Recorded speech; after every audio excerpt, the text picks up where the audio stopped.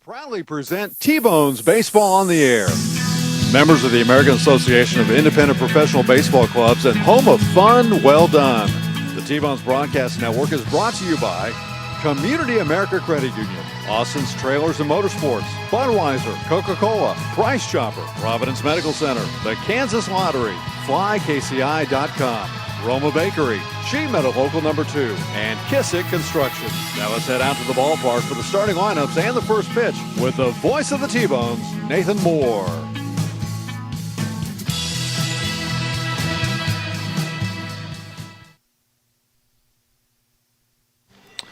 Welcome, T-Bones fans, to the T-Bones Broadcast Network. This is Sam King filling in for Nathan Moore as we make the long trip down to Laredo, Texas, here in Unitrade Stadium for the 43rd all-time meeting between the Kansas City T-Bones and the Laredo Lemurs.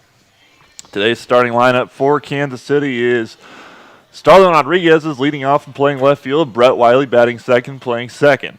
Jake Blackwood batting third, playing first. Anthony Gallus DHing at fourth. Tyler Massey moves down to fifth. He's playing center. Vladimir Frias batting sixth, playing short. Dalton Wheat batting seventh and playing right. Brian Erie batting eighth and behind the dish. And batting ninth is Sergio Leone and playing third. Starting today for Laredo is Jose Montanez. Montanez is making his second start with Laredo. He came over from Joplin, where he also spent the 2015 season. Last year with the Blasters, Montanez was dominant with a 4-2 record and 1.83 ERA in 13 appearances and 9 starts. He started his career in 2011 after getting drafted in the 15th round by the Minnesota Twins. He was released after that 2014 season and made it up to low A, and that's the farthest he's made it in his career to this point. Leading off for the T-Bones is Rodriguez. He'll take the first pitch outside, 1-0.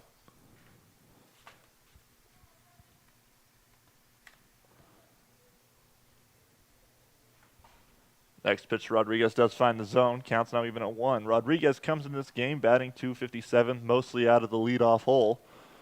While batting .257, he is also producing runs, scoring 19 times this year. He does have 2 home runs and 12 RBIs. 1-1 count for Montanez. Rodriguez pops it straight in the air. It'll be Pulford that'll take it as he tries to find it in the sun. Brings it in for the first out.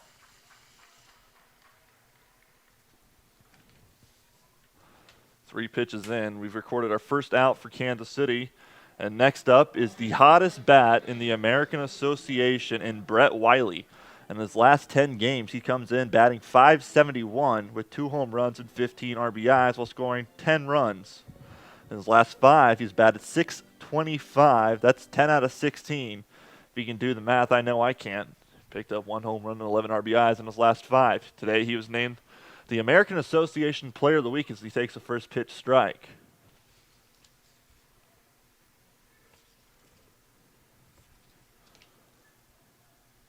He is the first T-Bones player to receive Player of the Week honors this year, as that one's high, counts even at 1. The last time a T-Bones player was named Player of the Week was last season, and that was Nate Tinbrink, who got it on August 31st, 2015. Wiley lines the next pitch foul, counts now even at 1. Last season, Wiley spent his time at 3 levels in the St. Louis Cardinals system: Single A Palm Beach, Double A Springfield, and Triple A Memphis. This season, he's had 8 multi-hit games during a 9-game hitting streak that ended Saturday night against Sioux City. And he'll take that 1-1 pitch and line it into left field. And Brett Wiley continuing his tear as he's on with a 1-out single. That'll open the door for the team leader in RBIs, Jake Blackwood. Blackwood comes in this game with 37 RBIs, and I did talk to him yesterday during our long bus trip. And just general small talk, I asked him in his opinion, what the most important stat in all of baseball is. And he goes, it's the 2 run scoring ones, RBIs and runs. He leads the team, like I said, in RBIs with 37. And he's also third with 26 runs scored. He'll take the first pitch across the plate, 0-1 at 83 miles an hour. Kansas City does trail in the all-time record against Laredo's. Blackwood takes a big swing at it and comes up empty 0-2. They're 8-12 here in Laredo against the Lemurs. They're 18-24 overall as well. Around the dish, the Lemurs look like this. Getting the start at third is Cesar Valera. Getting the start at shortstops, Alvaro Rondon. At second, J.D. Pulver. At first, Abel Nieves.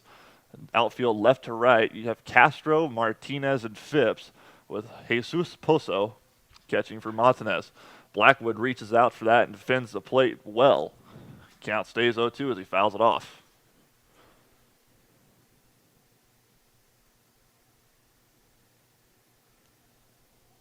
In Jake Blackwood's last 5 games, he's gone 0 for 18 while scoring 2 runs. He's hitless in the last 5 games.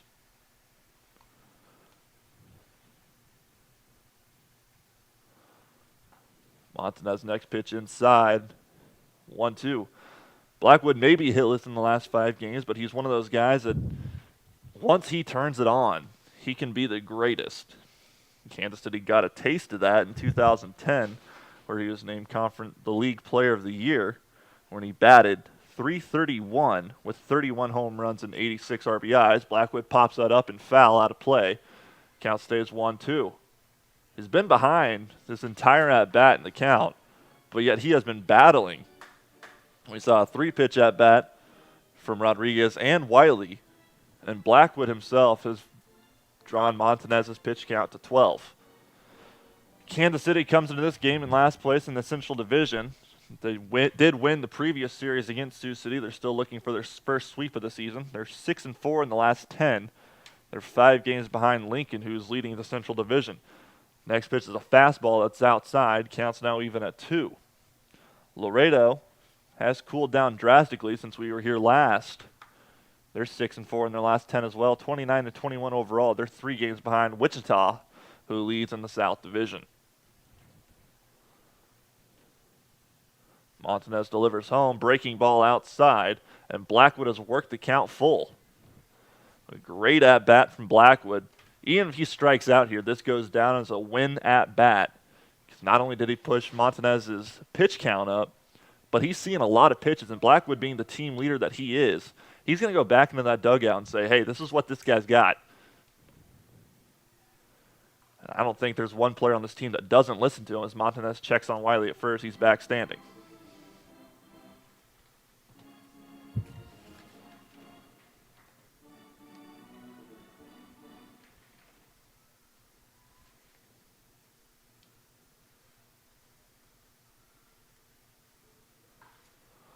Blackwood pops it straight in the air. Poso looking for it in this hot Texas sun. And it drops as we had a collision. Wiley busting for second. He was halfway as he had to go back and tag, and Wiley would be out on the 1-6 put out, as it was Nieves, Montanez, and Poso. They were all searching for it right in front of the mound. And they didn't run into each other hard, but it was enough for the ball to drop in between all 3 of them. Finally, Montanez picked it up and threw it to short for the out at second. Blackwood is on at first on the fielder's choice.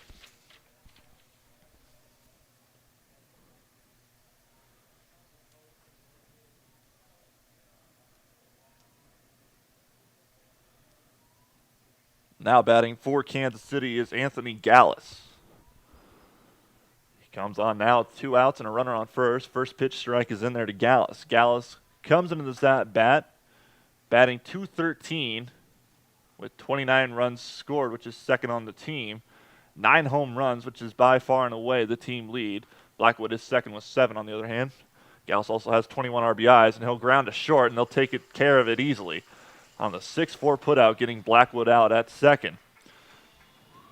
We're still scoreless through half an inning here in Laredo at Unitrade Stadium on the T-Bones Broadcast Network.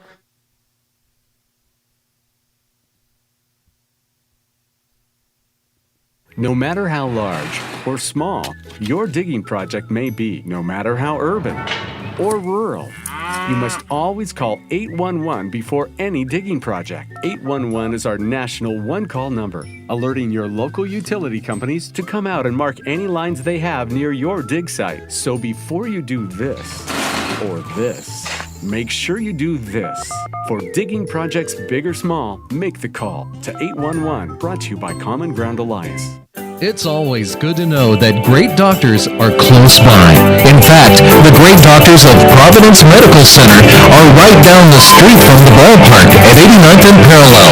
Count on Providence when you need 24/7 emergency services, an accredited chest pain center, or specialized orthopedic and sports medicine services. Providence Medical Center is proud to be the official healthcare partner of the T-Bones. Learn more at providencekc.com.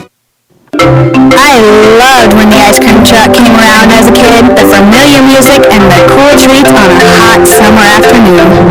What's your happy place? How about Frosty Treats Ice Cream Truck at your next corporate or private party? FrostyTreats.com.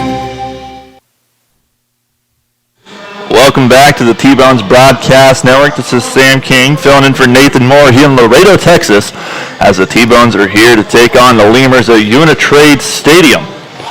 On the mound today for the T-Bones will be the former big leaguer Mike Kickham.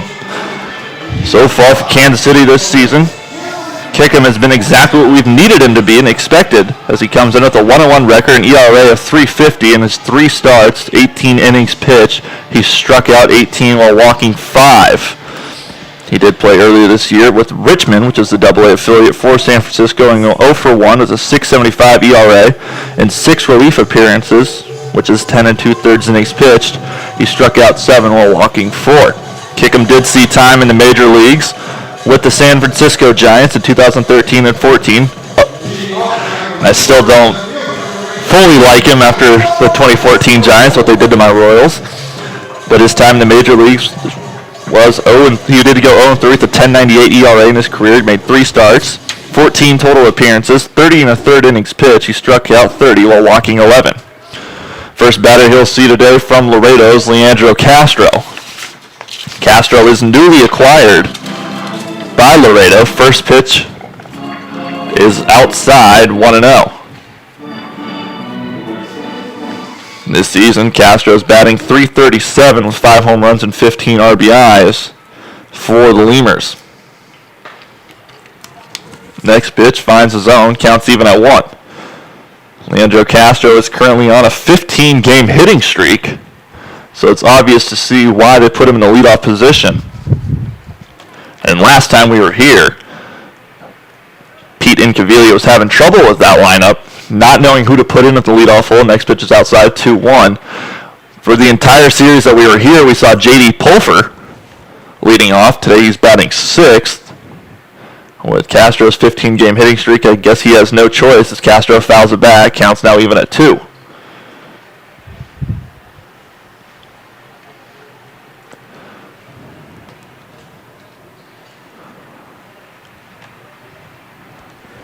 Castro is from the Phillies organization.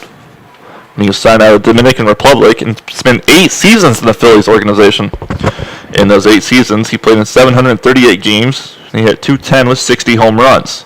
As far as he made it was AAA in 2 different seasons. He spent last season in the Can-Am leagues. The next pitch is fouled is high over Erie's glove. Counts now full. He spent last season in the Can-Am League with New Jersey, hitting .322 with 13 home runs and 68 RBIs while scoring 68 runs.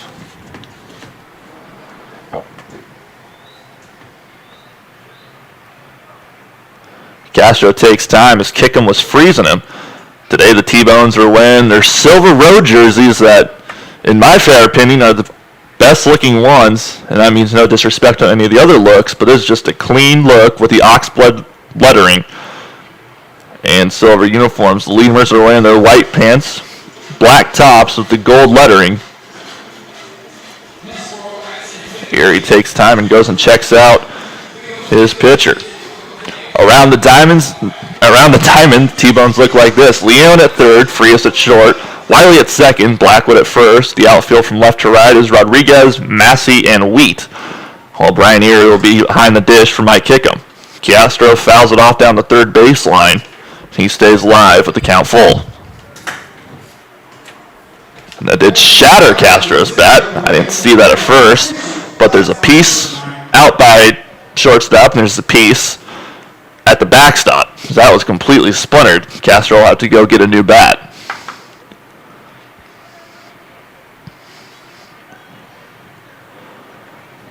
Make his way to the on-deck circle for a little pine tar. So it appears he's just taking his time. Today's umpire's crews behind the dish is Jerry Martinez. Third base umpire is Gilbert Sonke. And down the first baseline is Marty Bauer.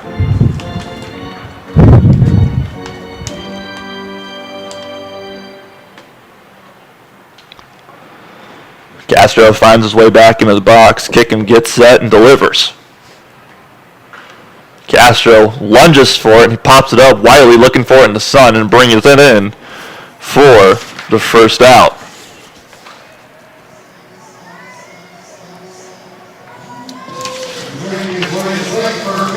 Making his way to the plate for Laredo is Abiel Nieves. This season, Nieves is batting .274 with 1 home run and 10 RBIs. He won the American Association batting title in 2013 with Wichita when he batted .357. He does have 2 hits in each of the last 5 games.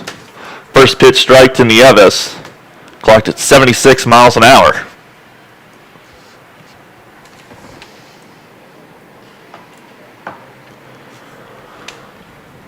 Kickham delivers. Nieves grounds to Frias. Frias to Blackwood. Like clockwork, Blackwood dives down for it and brings it in for the quick second out.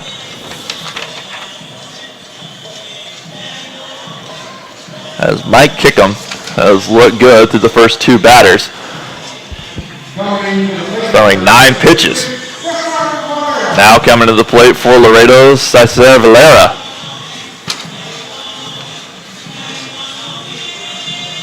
Valera is batting .287 with 3 home runs and 21 RBIs. He's currently riding a 4-game hitting streak.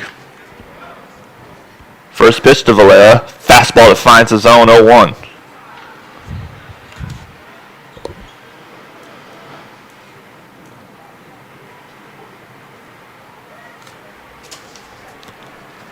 Next pitch is in the dirt from Kickham. Nice block by Erie, not that it really matters with nobody on base and 2 down. So I'm sure it was more of just a bounce into him. A 1-1 count to Valera.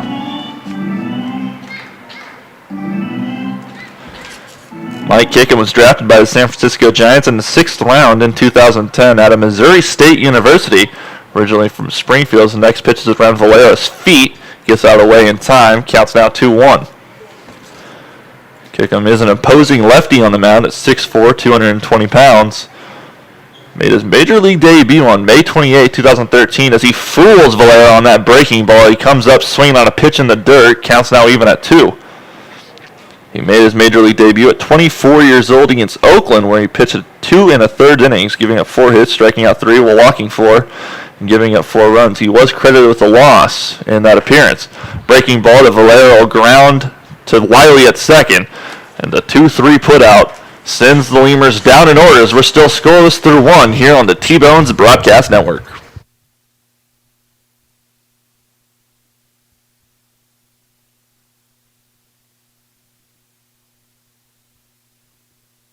Country Inn & Suites in Village West is the official hotel of the KC T-Bones. We conveniently share the parking lot with the stadium and offer access to the best shopping and entertainment. Enjoy a comfortable stay with top-notch services and amenities. Start your day off right with our Be Our Guest breakfast. Our exceptional service makes Country Inn & Suites the ideal hotel in KC for anyone traveling for business or pleasure. Stay with us on your next trip and we'll have you saying, I love this country. Book today at countryinns.com/Kansas City KS. No matter how large or small your digging project may be, no matter how urban or rural, you must always call 811 before any digging project. 811 is our national one-call number, alerting your local utility companies to come out and mark any lines they have near your dig site. So before you do this, or this, make sure you do this. For digging projects big or small, make the call to 811, brought to you by Common Ground Alliance. Welcome Welcome back to the T-Bones Broadcast Network. This is Sam King filling in for Nathan Moore on this hot Texas afternoon in Laredo. Coming up here in the top of the second inning, we'll see Massey, Frias, and Wheat as Montanez gave up a hit last inning to Brett Wiley. No surprise there, as Wiley has been on an absolute tear this past week. Massey will find his way into the box. On the season, Tyler Massey is batting .282. Scored the most runs on the team with 30, 5 home runs and 20 RBIs to his credit. He's been getting on base at a .364 clip. Massey does come to us from the Colorado Rockies organization. His first pitch from Montanez is low, 1-0.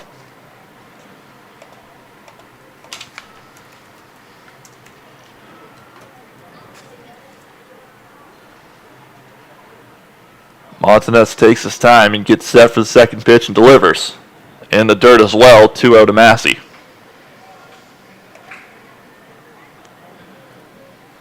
Massey is originally from Chattanooga, Tennessee, where he was drafted in the 14th round by the Rockies from Baylor School, which is this high school in Chattanooga. And he'll ground the next pitch he sees sharply past short, and he's on with a leadoff single here in the second inning, as the T-Bones have something working early.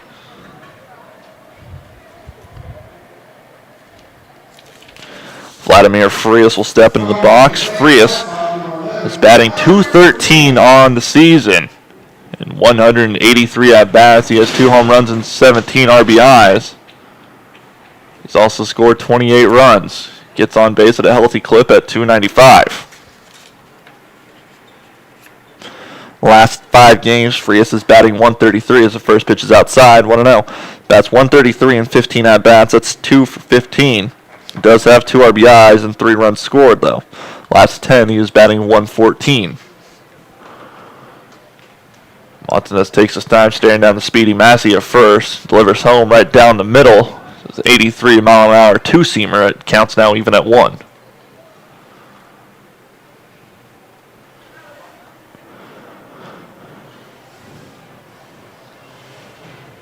Montanez looked like it was almost a balk as he stared Massey down at first, then looks at the plate, and looks like he's delivering home, but then he just fires to first while he's still looking at home. But Massey's back safely.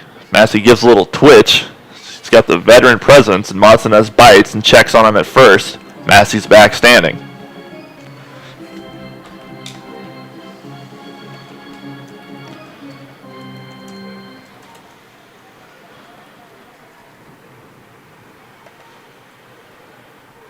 Montanez delivers home, and Frias fouls it back. Counts now 1-2. Last season with Kansas City, Frias batted .331 in 272 at-bats while scoring 40 runs. The year before, he batted .273 in Kansas City.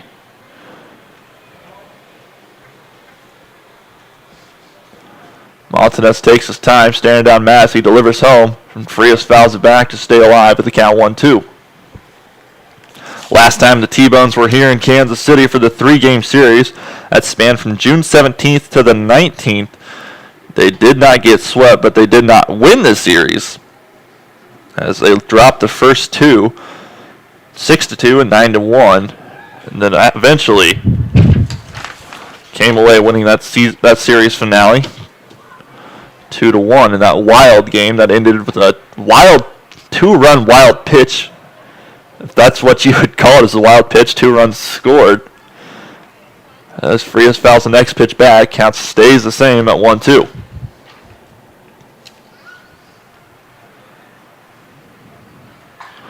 Frias grounds that foul down the third baseline. He'll stay alive 1-2. The missing piece from Laredo is Matt Sergey, who is leading just about every category that a pitcher could lead in the American Association, as he was here in Laredo. He won that first game. The second game, actually, when the T-Bones dropped that 9-1.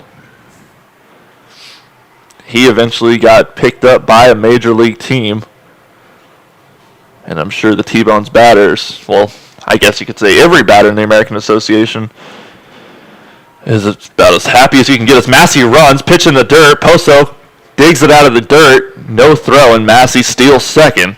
That'll take away the double play.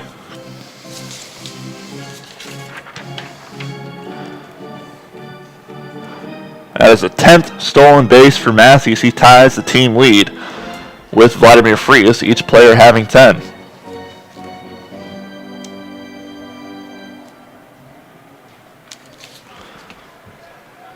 So T-Bones need to jump out early on the Lemurs. They've done it well to this point. In the last 10, I guess, going 6-4. They're still looking for their first series sweep of the season. Frias fouls it back again, high fastball. Count stays even at 2. As the ball boys have been busy today.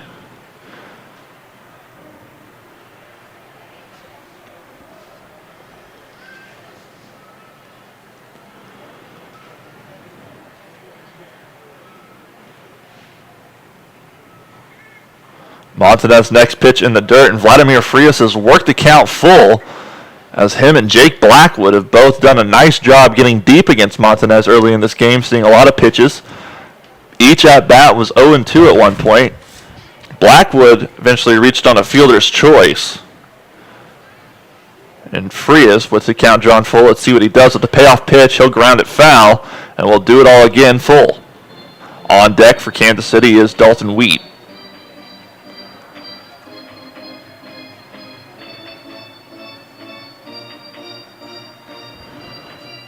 Very small crowd here in Laredo.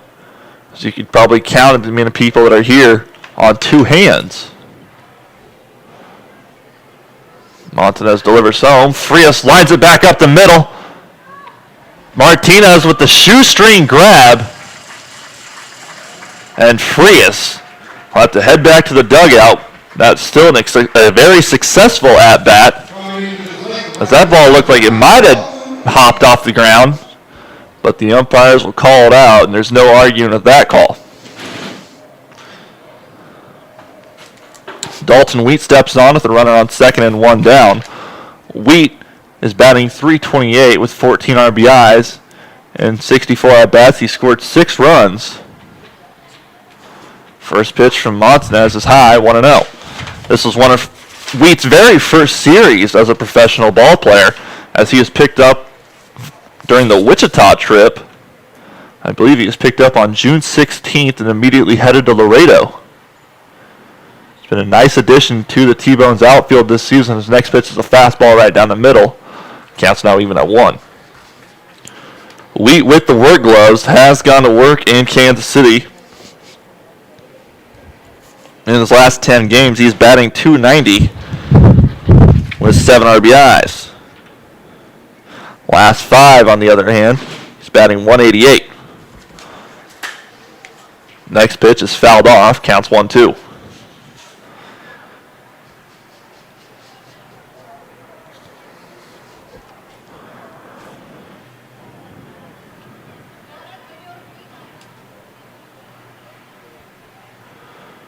Montanez checks on Massey at second, nobody covering. Montanez delivers home. Wheat wanted to go, he doesn't.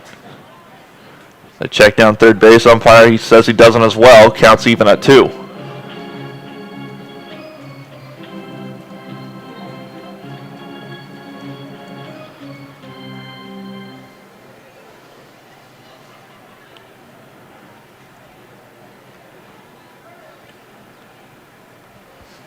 Montanez delivers home. Breaking ball will ring up Wheat looking for the second out as the T-Bones cannot strand a runner in scoring position,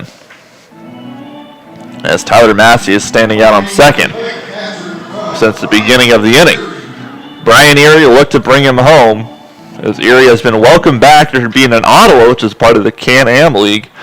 So he was brought back not too long ago, and so far with Kansas City this year, he's batting .317 with 6 RBIs.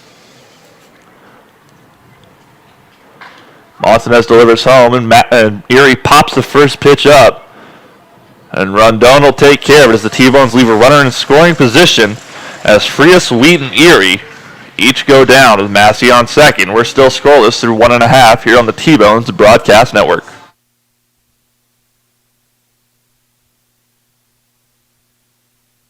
It's always good to know that great doctors are close by. Providence Medical Group has offices in Bonner Springs, Macer, Tonganoxie, Lansing, Leavenworth, and KCK. That's why we're the go-to community hospital in the region.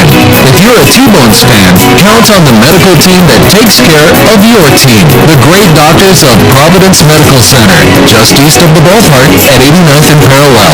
Learn more at providencekc.com. Heathwood Oil Company was the first independently owned oil company in Kansas City, and they're now one of the oldest continuously family-owned oil companies in the Midwest, featuring Citgo lubricants. With a current bulk storage capacity of over 250,000 gallons, they have the products you need.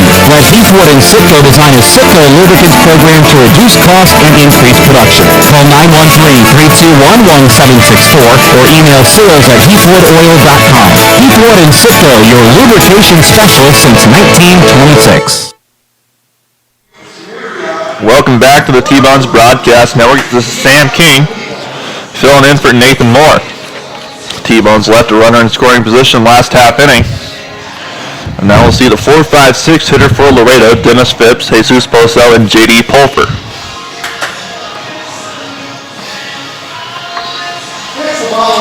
Tyler Massey started last inning with a single, eventually stole second, and Frias, Wheat, and Erie went down in order, stranding him at second.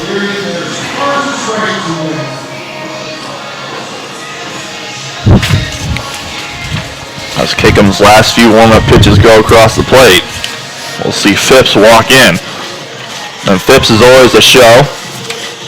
He's always got some sort of swagger when he steps in. He takes the long way around, flips the bat around, and finds his way into the box. Phipps does have time in the major leagues. And playing for the Cincinnati Reds.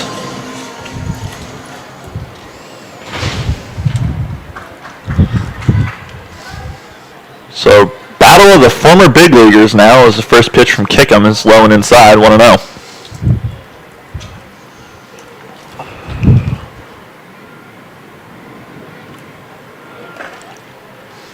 Next pitch is a fastball right down the middle. Counts now even at 1 to Phipps.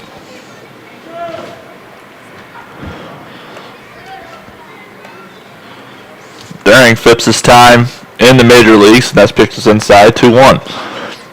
Phipps had 10 at-bats, scored 4 runs, including a home run. He had 2 RBIs while batting .300, and that was in 2012 with Cincinnati. Next pitch is outside. Count is now even at 2. I guess they called that a strike.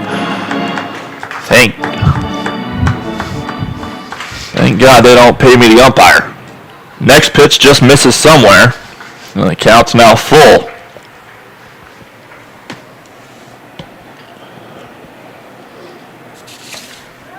Phipps is currently riding a 5-game hitting streak. And he'll ground that back to Kickham. Kickham with the soft toss to first will take care of him.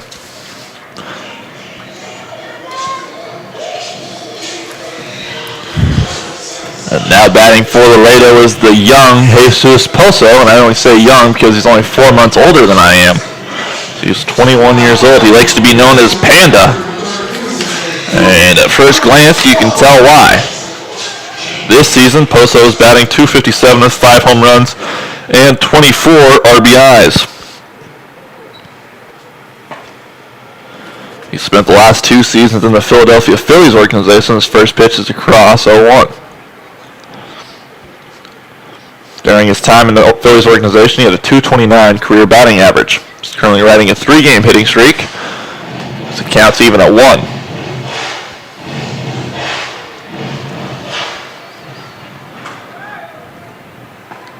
Kickham delivers home and it misses outside, 2-1.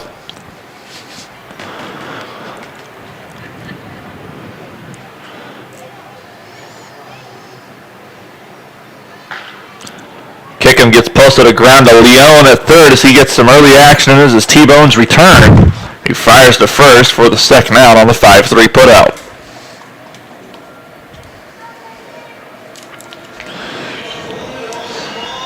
Through the first 5 batters, Mike Kickham has yet to let a ball leave the infield as he's caused even 1 pop-up That was taken care of by Wiley. Since then, it's been a 6-3, 4-3, 1-3, and 5-3. So he's let all of his infielders see some action today. J.D. Pulfer steps in. Last time we were here, he was the leadoff hitter for the entire series. He's now batting 6th. And this season, he's batting .240 with 28 runs scored and 25 RBIs. First pitch is outside, 1-0. Pulfer's currently riding a 5-game hitting streak. Came over from Gary last season. Next pitch is outside as well, 2-0.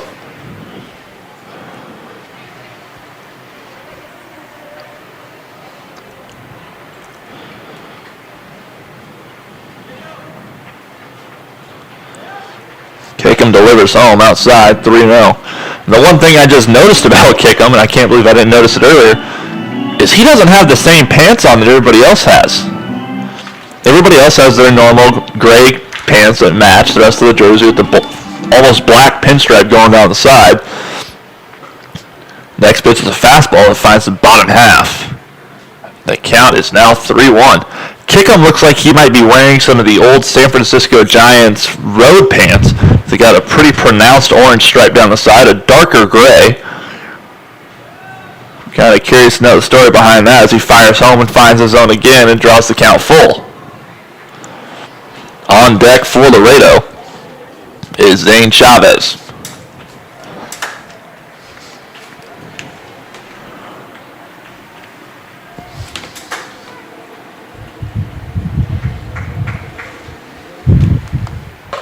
And Pulfer goes down swinging as Mike Kickham has retired the first 6 batters. As we're still scoreless through 2 here in Laredo on the T-Bones Broadcast Network.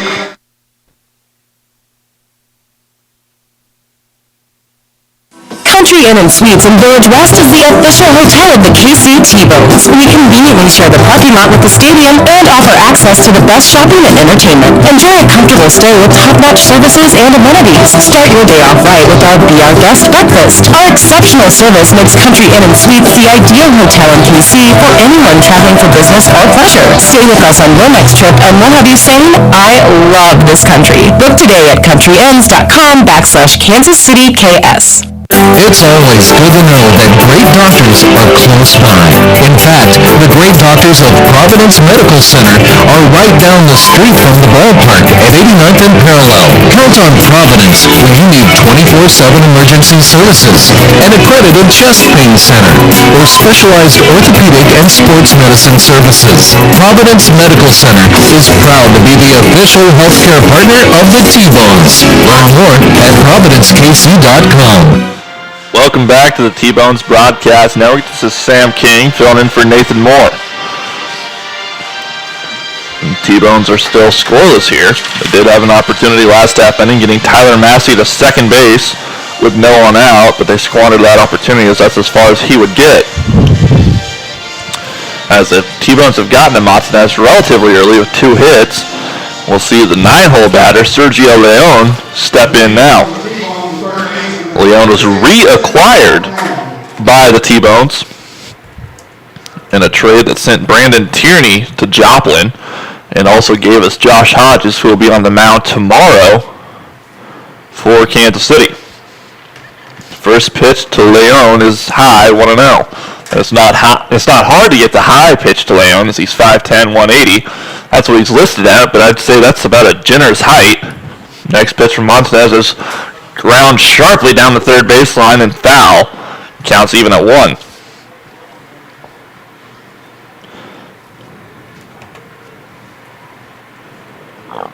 Leon is still young. Made his professional debut with Kansas City last season, where he batted .229 while scoring 11 runs and 105 at-bats. He made the opening day roster for Kansas City, where he had 17 appearances and batted .118.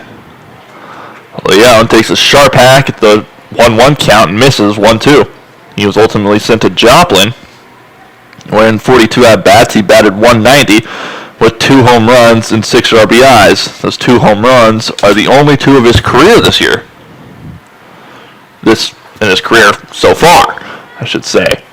As Leon fouls the next pitch back 1-2. And that's been a common trend for Kansas City, as Montanez has had no problem getting ahead in the count on two separate occasions that can come to mind.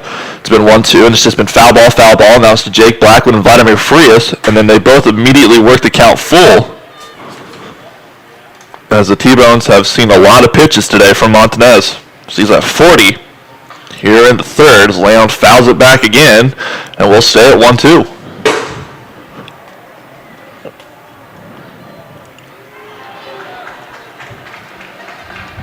Leon takes his time getting back into the box, so he's got to clear his mind. And being a guy that out of the 9-hole, your primary job is to get on base for the top of the order. The next pitch is outside, counts even at 2. And so far, for Joplin this year, he's had a .255 on-base percentage. In his career, he gets on base at a .268 clip. Here comes a 2-2 from Montanez, and Leon fouls it back, as he's already seen quite a bit of pitches this at-bat.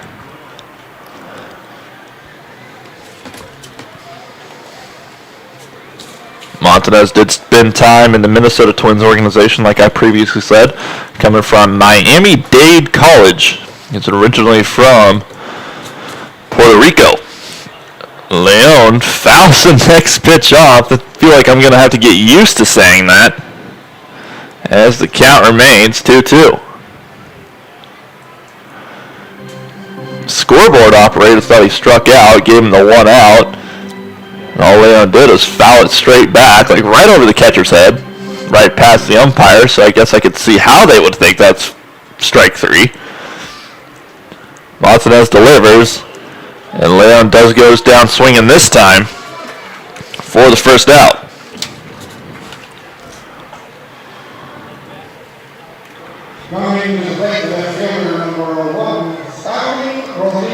Now, top of the order, Starling Rodriguez up. Rodriguez popped up to second base in the second inning. In Rodriguez's last 5 games, he's batting .391 while scoring 3 runs. First pitch strike is in there to Rodriguez.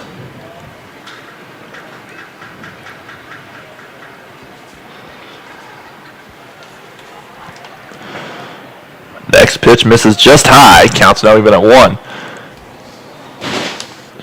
Of course, it's another windy day here in Laredo, coming straight in from right field. As we have the funky setup, Rodriguez lines that into center field. He's on with a 1-out single. Do have the funky setup in the outfield, with the right fielder playing 90 feet from the line. If you look at from the third baseline, he's even with the second base bag. He was playing in on Rodriguez, but now he backs way up as Brett Wiley steps into the box now. Wiley being the hottest hitter in the American Association, you can understand why. And the ball down the right field line could score the speedy Rodriguez all the way from first. Montanez first pitch finds the zone, 0-1 to Wiley.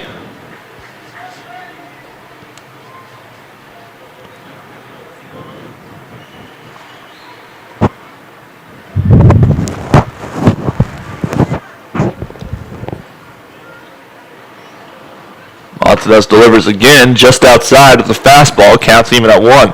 Fastest pitch we've seen from Montanez is right there at 83 miles an hour, as he doesn't have the velocity, but we've also seen some breaking balls today that'll put me on my heels. Montanez comes set, Rodriguez with a healthy lead, delivers home, it's high, 2-1.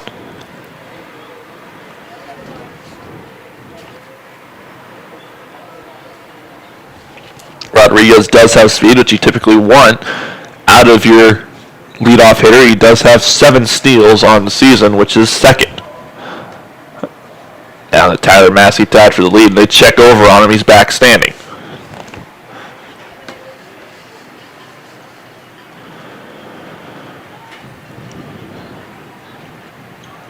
We have 2 gates open down the right field line. I don't believe the umpire has seen them, As they check on Rodriguez again. Has to move a little quicker, but he's still back there standing.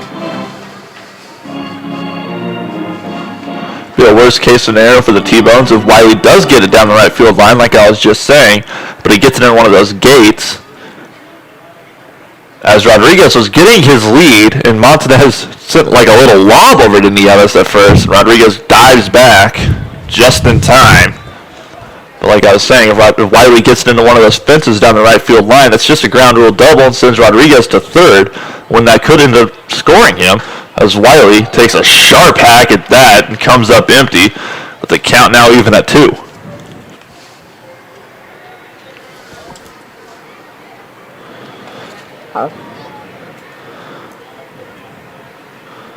Wiley did go to school at Jefferson College in Hillsboro, Missouri, where he was drafted in the 13th round by the St. Louis Cardinals.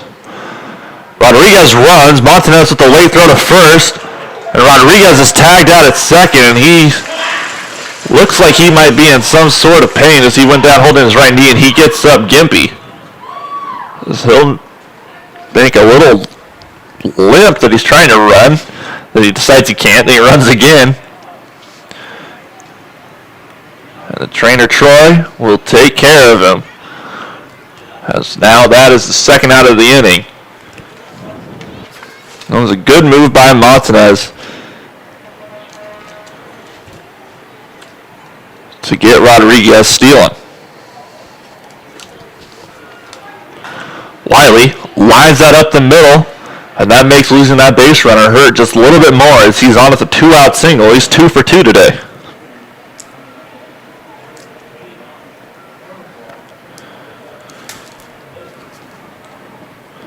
Two straight hits in this inning by Rodriguez and Wiley, and Jake Blackwood comes in now. Blackwood made solid contact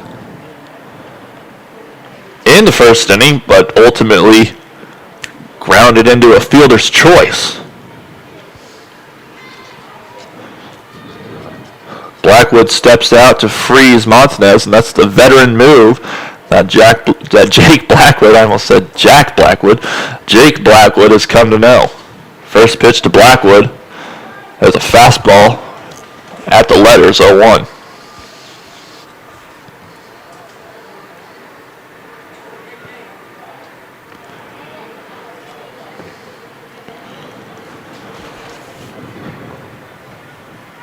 One count from Montanez is a fastball. Just misses inside, counts even at 1.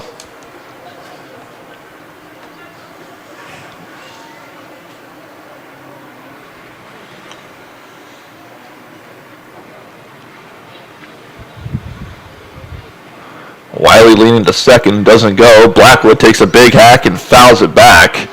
And he's behind 1-2. He was behind 1-2 in the first inning as well, but eventually worked the count full. Don't have an exact number of how many pitches he saw, but if I had to guess, it was more than 10. As that at bat lasted and lasted and lasted, and eventually he battled and found himself grounding into a fielder's choice, but I still count that as a very successful at bat. Montanez freezes Wiley at first, delivers home. That's a fastball that just misses that everybody in the Lemurs uniform thought was in there. And I have to agree with Jerry Martinez that just missed outside, counts even at 2.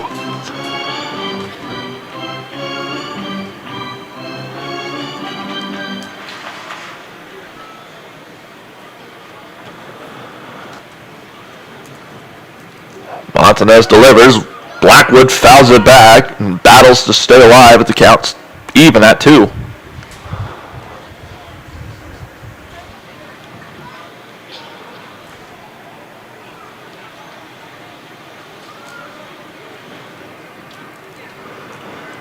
Montanez shakes off the first 2 signs from Poso. Eventually comes set as they agree. Checks on Wiley, delivers home. Blackwood lines that down the left field line. That'll drop, and he's on with a 2-out single, putting runners on first and second for the oh-so-powerful Anthony Gallus.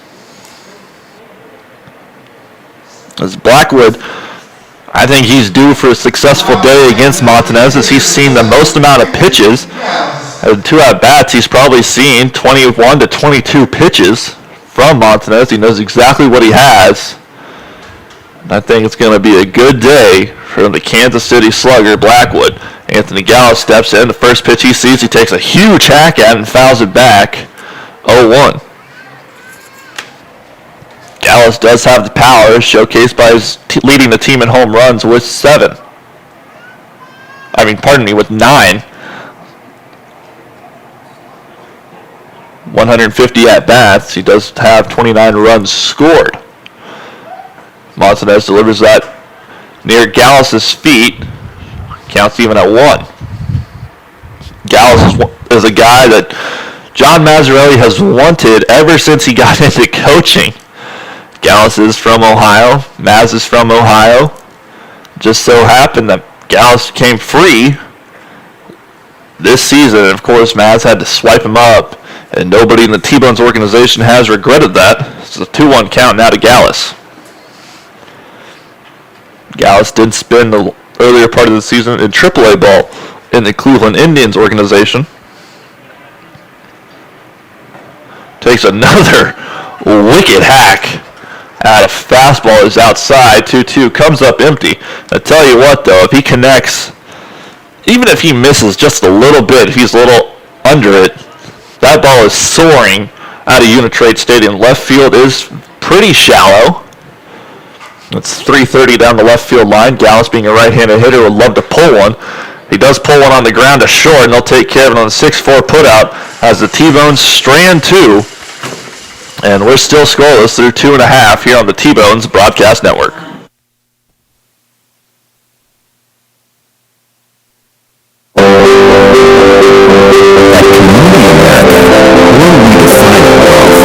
It's time to focus on what really fills our lives with meaning. The experiences and relationships that define who we are and what we value.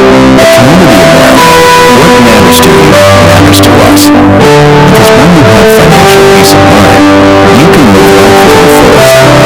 Live together.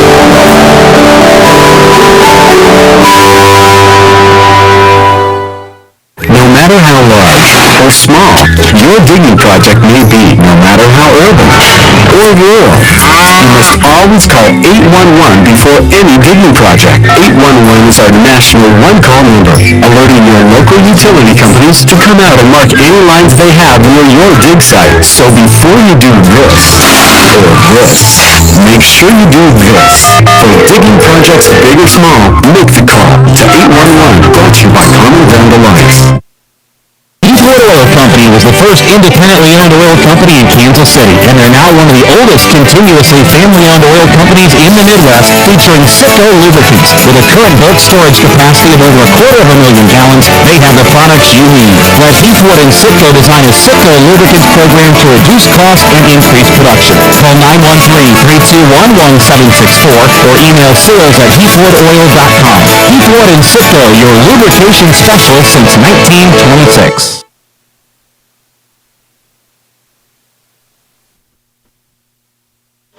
Welcome back to the T-Bones Broadcast Network. The T-Bones stranded 2 in the last half inning, including 1 in scoring position. They stranded 2 today in runners in scoring positions. We're still scoreless as we begin the bottom of the 3rd inning. It'll be the 7, 8, 9 hitters for Laredo. The bottom of the order comes up, and Zane Chavez will lead things off for Laredo. Chavez is batting .261 this season with 4 home runs and 22 RBIs. Marks his 100th plate appearance of the season as the first pitch strike is in there, 0-1.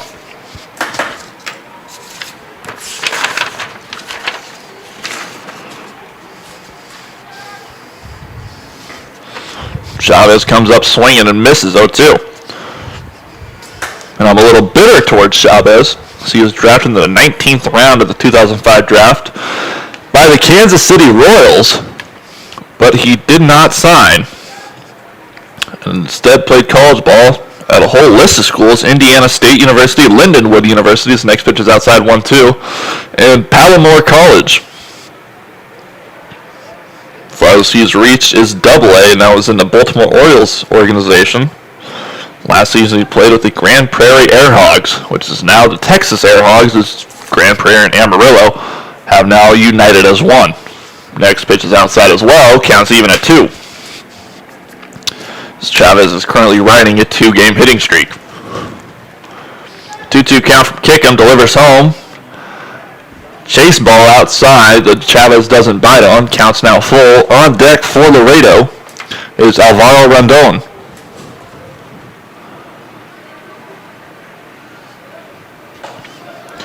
Next pitch from Kickham is high, and Chavez will walk. The first base runner is on for Laredo here in the 3rd inning. That's the first base runner they've had on all day, and it comes on a walk.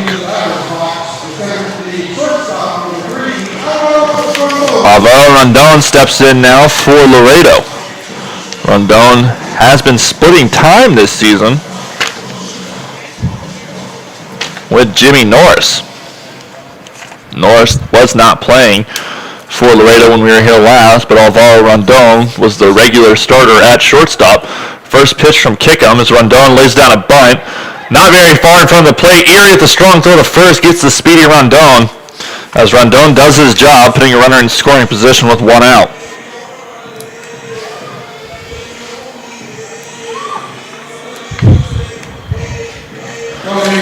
Drew Martinez steps in for Laredo. Martinez was dangerous against Kansas City last time we were here. He does have speed. I wouldn't be surprised if he tries to lay one down. But it looks like I'm in the minority on that decision. Leon is playing back in normal depth, and so is Blackwood. So far this season, Martinez is batting .300 with 24 RBIs. First pitch from Kickham. Finds the zone, 0-1. Zane Chavez is getting a serious lead at second. His secondary lead is absolutely massive. Nobody is covering him. But it might take just one chance for him to get that massive secondary lead for Brian Erie to throw down and just nab him.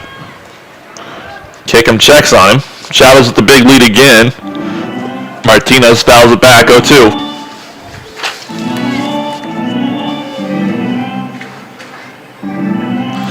Martinez is also from Gary. He was a part of that trade that sent J.D. Pulford to Laredo. He was the All-Star representative for Gary in 2014. He has scored 7 of his last 8 times that he's been on base. 0-2 count to Martinez is lined into shallow left field, drops in front of Rodriguez. They hold the runner at third. There will be runners on the corners with 1 down as that breaks up the no-no for Mike Kickham, and it's the 9-hole hitter that does so.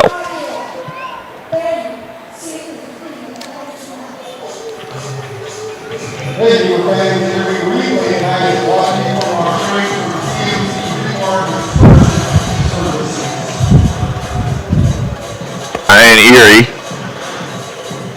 adjusting the infield. Bet my lunch that they're going to put him in. They cannot give up a single run to the dangerous Laredo Lemurs. They're playing at double play depth. As Leandro Castro tapped the orders up. He's 0 for 1 today when he popped up to second in the first inning.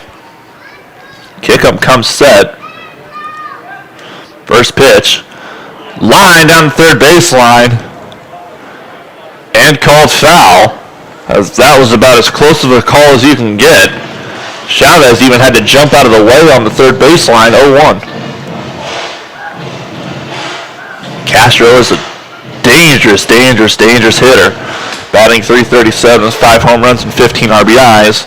And he's done that in only 19 games with Laredo.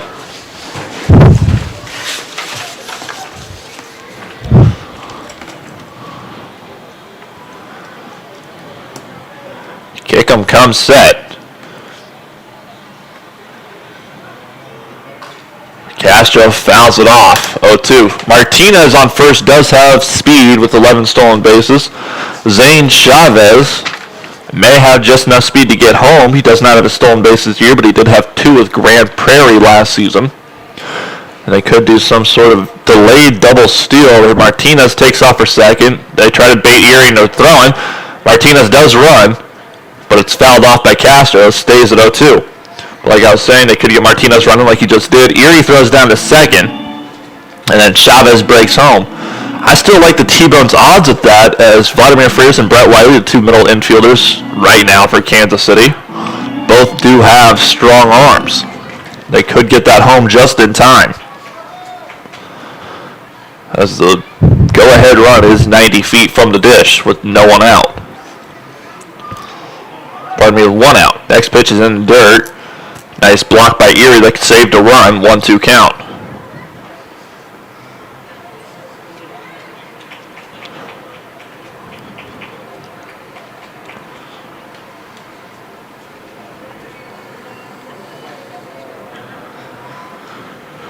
Kickham comes set.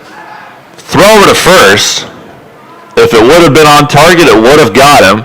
But Jake Blackwood doing a nice job blocking that ball in the dirt, as he saves the run as well.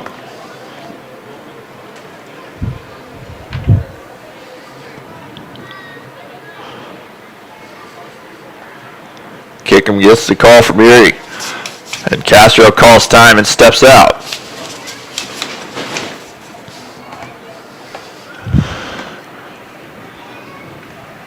I think the umpire might have told him to get back in the box, because he didn't hold his hands up or anything and grant him time. Castro had some words for him as Castro lines that foul down the third baseline. Count stays 1-2.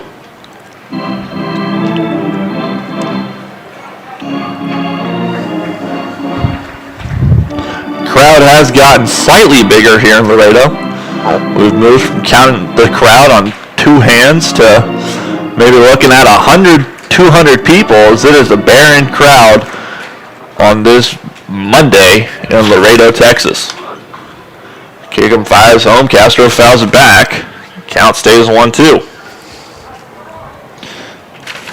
Laredo finally did move out of last place in the American Association in attendance, as they're now sitting at 20,691 total fans that have attended. That's averaging 940. Next stop for Kansas City, where we'll be heading for the weekend series, Friday through Sunday, is Joplin. They're currently in last place, averaging 686. Next pitch is lined to Leon at third. He'll take care of it. Runners have to stay. Castro throws his bat down in just disgust. Tells the bat boy to get it. And he'll take the smug walk, back to the dugout.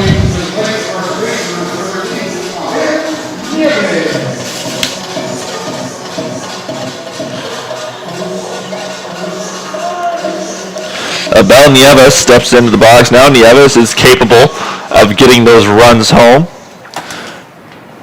Nieves does have 10 RBIs on the season. Granted, your two-hole batter's not going to be getting you many runs home, as that's usually like your hit-and-run specialist, your sacrifice specialist, sometimes just your on-base specialist. First pitch is a strike from Kickham, 0-1 to Nieves.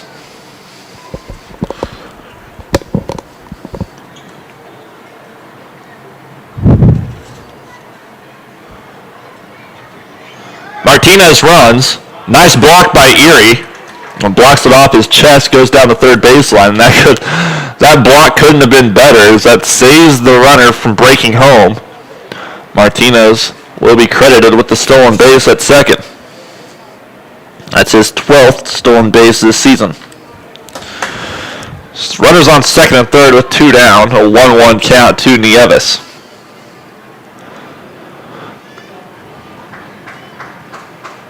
Kickham fires home with the 1-1. Nieves lines it to right field. Wheat breaking in, but Wiley breaks out and takes care of it, as Laredo strands two in scoring position.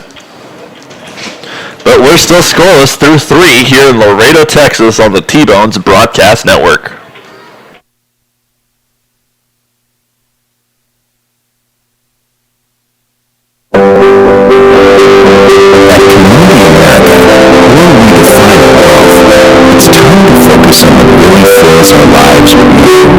Experiences and relationships that define who we are and what we want. A community of America, what matters to you matters to us. Because when you have financial peace of mind, you can live life with the fullest. Live together.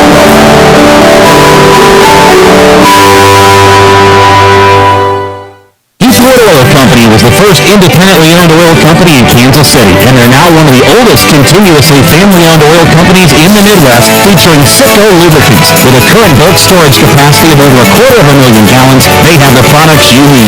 Let Heathwood and Citgo design a Citgo lubricants program to reduce costs and increase production. Call 913-321-1764 or email sales@heathwoodoil.com. Heathwood and Citgo, your lubrication specialist since 1926. It's always good to know that great doctors are close by. In fact, the great doctors of Providence Medical Center are right down the street from the ballpark at 89th and Parallel. Count on Providence when you need 24/7 emergency services, an accredited chest pain center, or specialized orthopedic and sports medicine services. Providence Medical Center is proud to be the official healthcare partner of the T-Bones. Learn more at providencekc.com. Welcome back to the T-Bones Broadcast Network. This is Sam King filling in for Nathan Moore. I suppose you could say Matt Folks as well. We'll get started back here in Laredo. Little Tyler Massey leading off. He wanted to lay down a bunt, but it's a high pitch. He pulls it back in time, 1-0.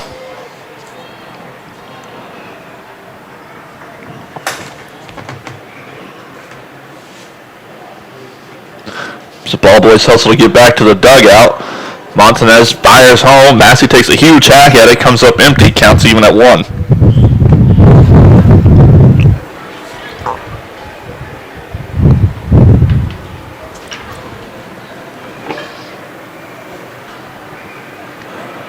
Next pitch is in the dirt. Poso can't block it. Doesn't matter with no one on. Counts now 2-1.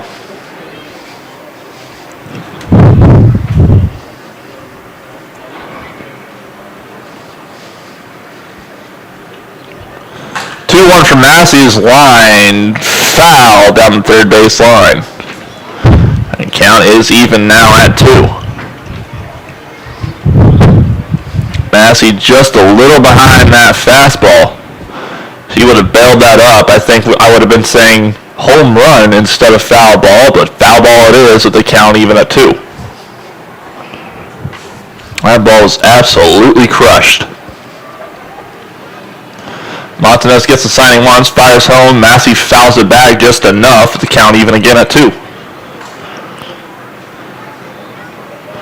Ball boys fighting over the ball. You have a small delay. One of them goes sliding for it.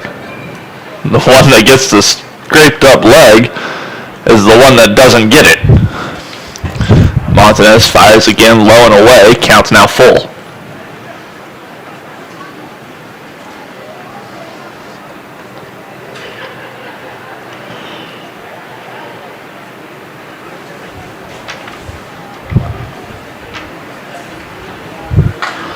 Massey gets under it and fouls it out of play. The count will remain full as he's done a good job seeing pitches from Montanez. That's exactly what you want these hitters to do, as they've gotten the pitch count from Montanez way up at 72 pitches as we begin the 4th inning.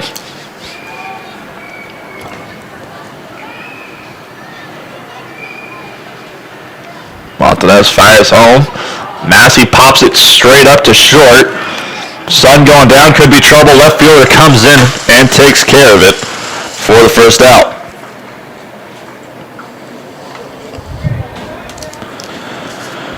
Vladimir Frias will find his way into the plate now, as they have great catch on the board here, and it was really just kind of a routine play, but I guess I'll go with it. Vladimir Frias comes on now 0 for 1 today after flying out to center field, although he did see a large number of pitches in that at-bat. Bat boys fighting over which one's going to get the bat to the dugout and get it sorted out, as they've been a source of delay in this inning.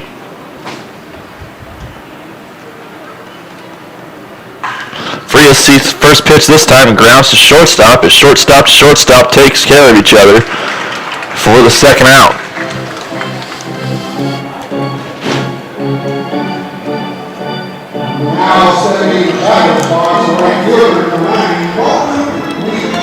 Colton Wheat steps in now. Wheat struck out looking with a runner on second in the second inning.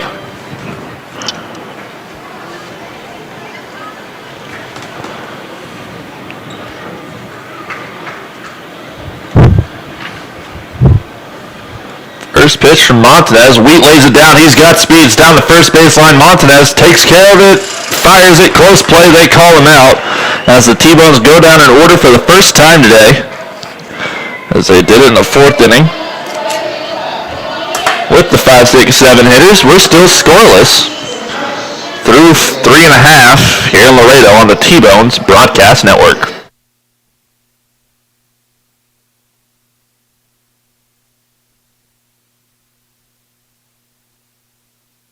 It's always good to know that great doctors are close by.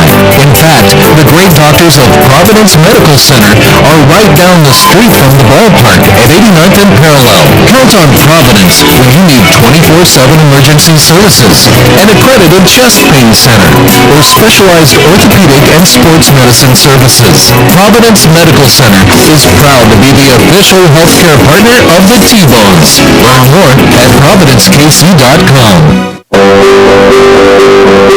Community America, we'll redefine wealth. It's time to focus on what really fills our lives with meaning. The experiences and relationships that define who we are and what we want. At Community America, what matters to you matters to us. Because when you have financial peace of mind, you can live life without fear. Live together in love.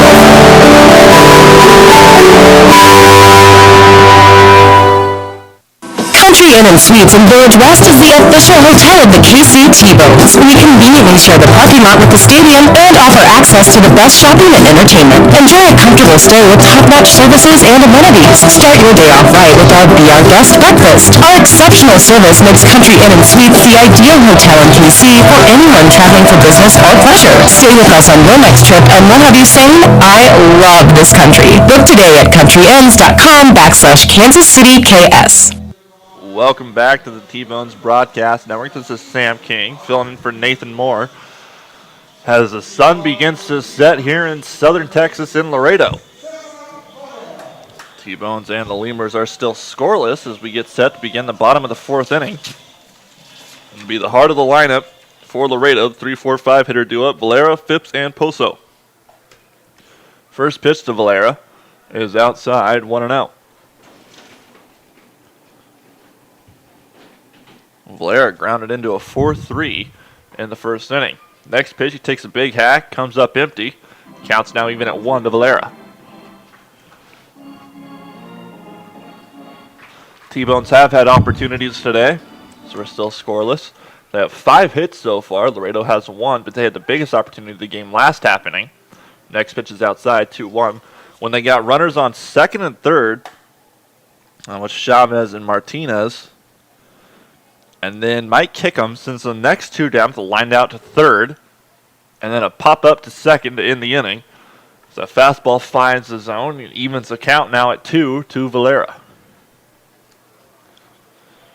So Kickham has worked efficiently today, and he has also worked himself out of trouble, showing exactly what you want a pitcher to show in this league. Next pitch is high, and the count is now full.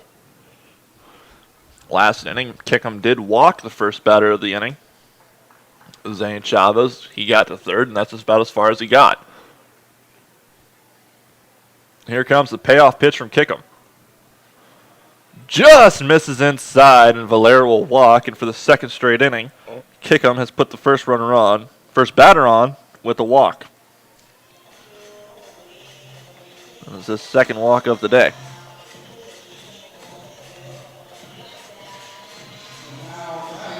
Dennis Phipps steps in now. Phipps grounded back to the mound in the second inning. He's 0 for 1 today.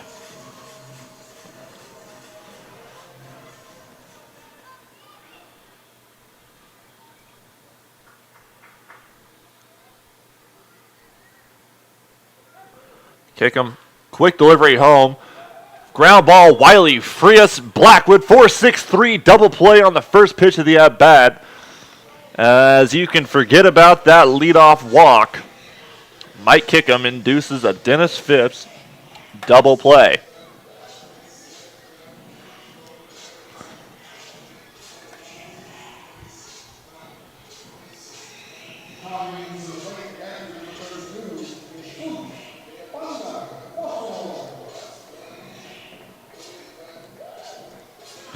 And Jesus Pozo comes up now with no real threat on the base pass. Well, no one on.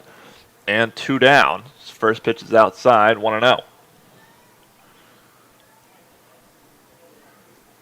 This could have been a dangerous inning as Kickham walked the first batter. But that double play by Dennis Phipps makes Pozo not as dangerous as you would think he'd be in this situation. 1-1 count now to Pozo as he fouls it back.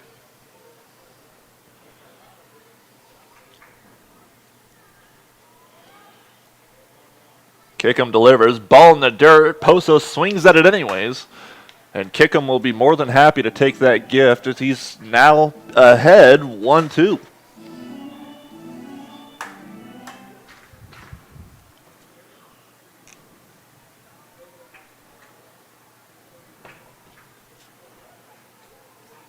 Ball in the dirt. And count is now even at 2.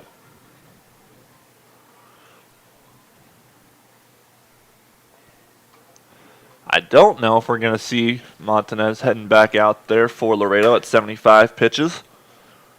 There is some stirring in the bullpen. I obviously can't see exactly what's happening, but just by the way that the rest of them are acting, looks like something might happen. That ball is in the dirt. Pozo tried to play it off like it hit him, and everybody in the park knows that didn't, so he'll have to head back to the box with the count full. I mean, if you're going to fake that you got hit, you might as well play it off more than just trying to walk down the line. Might as well really commit to it and grab your foot, scream at some agony, just throw that in. Pozo fouls it down the third baseline, will stay full.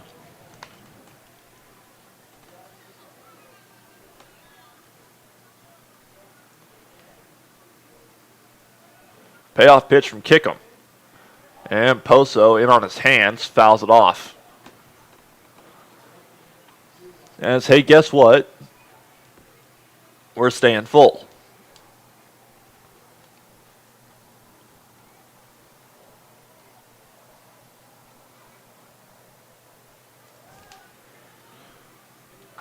Kickham fires, and Pozo launches that to shallow right field. Speedy Wheat comes in and makes the play as Kickham sends them down in order. Thanks to a double play by Dennis Phipps, we're still scoreless through 4 complete here in Laredo on the T-Bones Broadcast Network.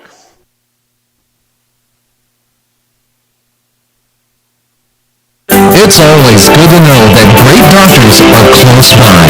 In fact, the great doctors of Providence Medical Center are right down the street from the ballpark at 89th and Parallel. Count on Providence when you need 24/7 emergency services, an accredited chest pain center, or specialized orthopedic and sports medicine services. Providence Medical Center is proud to be the official healthcare partner of the T-Bones. Learn more at providencekc.com. At Community America, we're redefining wealth. It's time to focus on what really fills our lives with meaning, the experiences and relationships that define who we are and what we want. At Community America, what matters to you matters to us. Because when you have financial peace of mind, you can live life with fulfillment. Live together in wealth.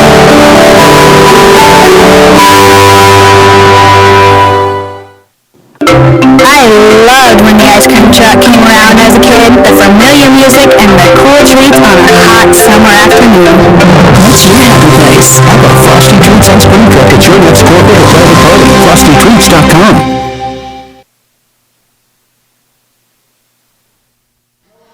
Welcome back to the T-Bones Broadcast Network. This is Sam King filling in for Nathan Moore. As we get set to begin the top of the 5th inning, here's scoreless in Laredo. It's Jose Montanez back out on the mound for Laredo. We'll see the 8, 9, and 1 hitter for Kansas City. Erie, Leon, and Rodriguez. Brian Erie steps in now. He's 0 for 1. He popped out to shortstop in the second inning as they squandered that opportunity with a runner on second. First pitch to Erie is low, 1-0. I'm sure Brian Erie is happy to be back in Kansas City. So he played last season for the T-Bones. Fouls the next pitch back, counts now even at 1. It comes to us from Ottawa, which is in the Canadian American League. He is a favorite of John Mazzarelli. Last season with Kansas City, Brian Erie batted .282 with 19 RBIs. He lines the next pitch he sees past the diving third baseman Valera, and he's on with the leadoff single.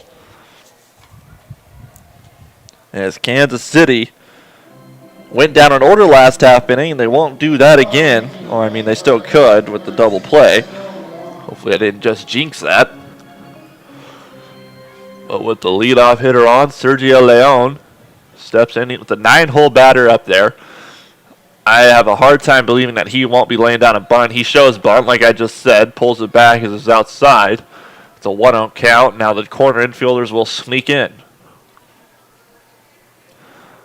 Valera's not as far in as I thought he would be. He's even with the third base bag and must really trust his ability to go up and get that ball. Leon shows bunt again, doesn't drop it down, throw down by Poso, and Brian Erie is back safely. I have to believe that Brian Erie knew exactly what was going to come. He is a catcher. And so I'm sure he thought, you know what, second missed bunt attempt, I'd be thrown down here, and Poso does exactly that. 2-0 count. Leon shows bunt again. Lays one down perfectly down the third baseline. Valera looked to try to make something happen at second, but he'll throw it to first. And Sergio Leon does his job and puts a runner in scoring position with 1 out as Erie makes his way to second.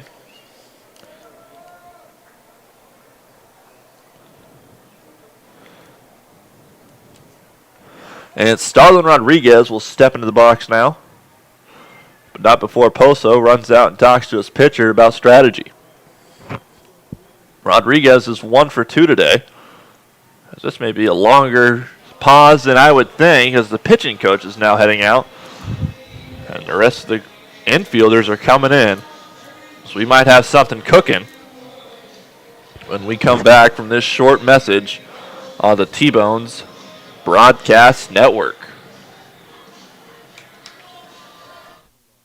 Or small, your digging project may be, no matter how urban or rural. You must always call 811 before any digging project. 811 is our national one-call number, alerting your local utility companies to come out and mark any lines they have near your dig site. So before you do this, or this, make sure you do this. For digging projects big or small, make the call to 811, brought to you by Common Ground Alliance.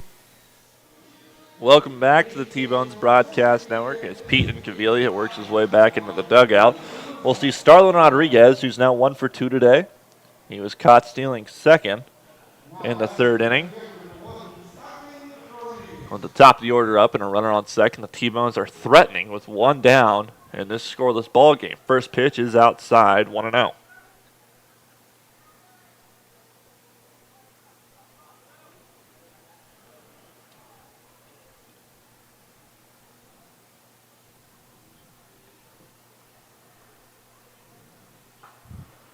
Next pitch is another fastball that's low, touches the plate. Count is 2-0. And when I say touch the plate, I guess I should be more specific. It actually hit the plate.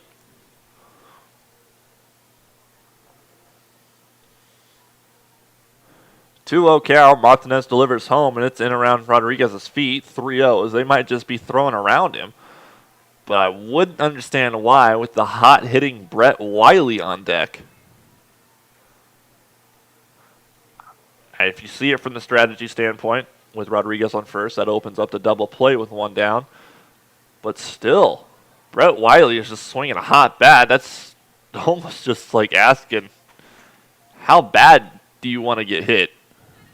As that ball finds the zone, 3-1.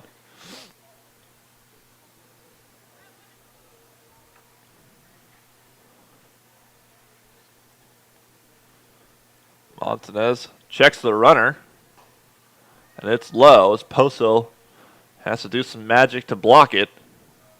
It'll be runners on first and second, and Starlin Rodriguez walks.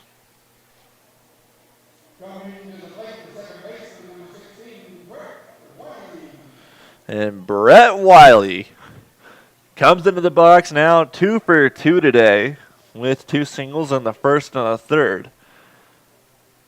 Anything in the gap could score 1, maybe 2, as Dave Schaub gets out of the third base box, and he's ready to wave somebody home. As Wiley is the guy you want in this situation. First pitch strike across the plate to Wiley, 0-1.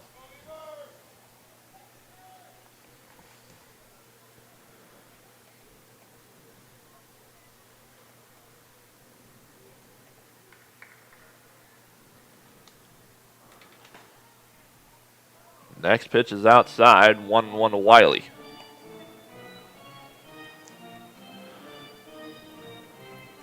Usually with Brett Wiley, I would say, maybe if you just walk him, you'll get away with that.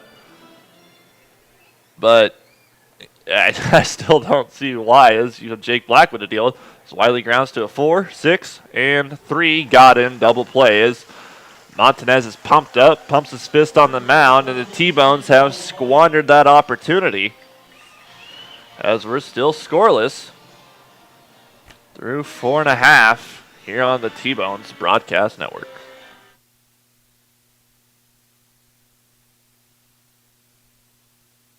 No matter how large or small your digging project may be, no matter how urban or rural, you must always call 811 before any digging project. 811 is our national one-call number, alerting your local utility companies to come out and mark any lines they have near your dig site. So before you do this or this, make sure you do this. For digging projects big or small, make the call to 811, brought to you by Common Ground Alliance.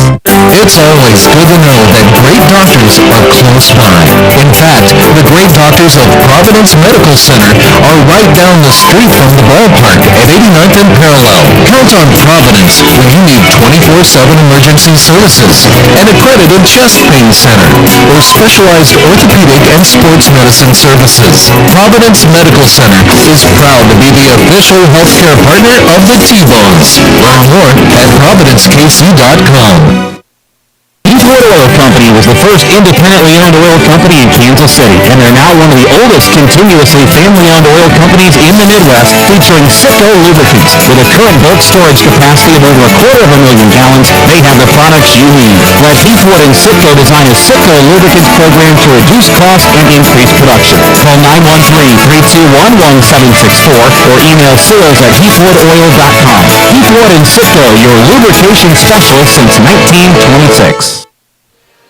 Welcome back to the T-Bones Broadcast Network. This is Sam King filling in for Nathan Moore as we're still scoreless as we head to the bottom of the 5th inning in this rubber match in Laredo, Texas.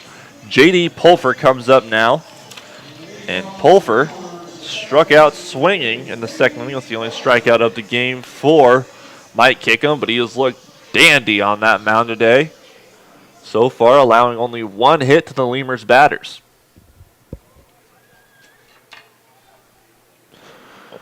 As the lights come on here in Laredo. First pitch is a breaking ball that misses, I guess, inside 1-0. I say I guess because if I was behind the plate, I might say strike 1, but I guess that's the reason I'm up here in the booth away from the game. Next pitch is a fastball high around the letters, 2-0.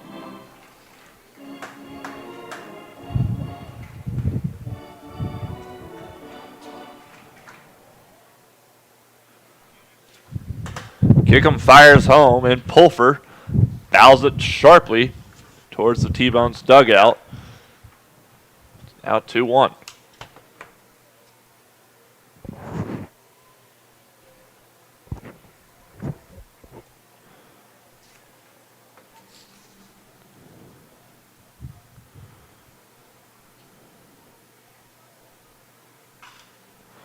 Pulfer grounds to Frias at short. He'll fire to Blackwood for the first out.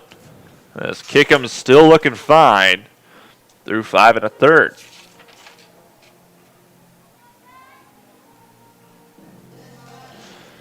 Zane Chavez comes on now. Chavez was the first base run of the day for Laredo when he walked in the 3rd inning, but was ultimately stranded at 3rd base.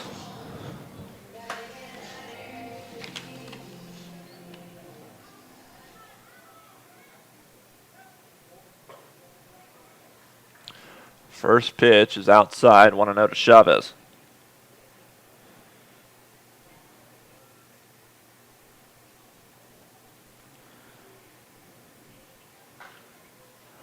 And Chavez pops up. Frias tracking it. Rodriguez coming in. Frias calls for it and takes care of it on the run with the dandy glove work. Retires his 2nd batter of the inning.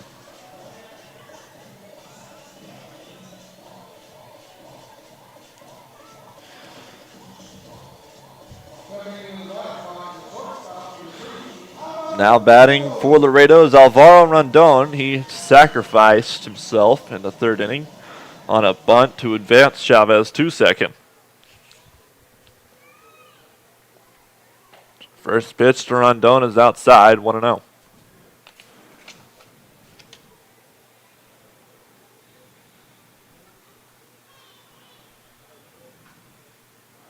Next pitch is fouled back by Rondon. It counts now even at 1.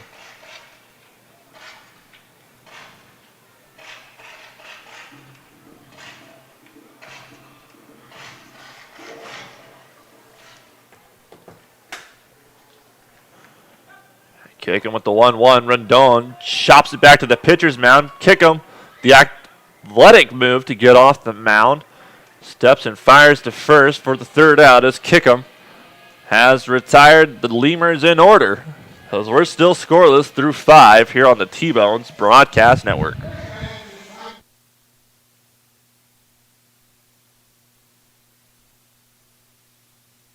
No matter how large or small your digging project may be, no matter how urban or rural, you must always call 811 before any digging project. 811 is our national one-call number, alerting your local utility companies to come out and mark any lines they have near your dig site. So before you do this, or this, make sure you do this. For digging projects big or small, make the call to 811, brought to you by Common Ground Alliance. It's always good to know that great doctors are close by. In fact, the great doctors of Providence Medical Center are right down the street from the ballpark at 89th and Parallel. Count on Providence when you need 24/7 emergency services, an accredited chest pain center, or specialized orthopedic and sports medicine services. Providence Medical Center is proud to be the official healthcare partner of the T-Bones. Learn more at providencekc.com.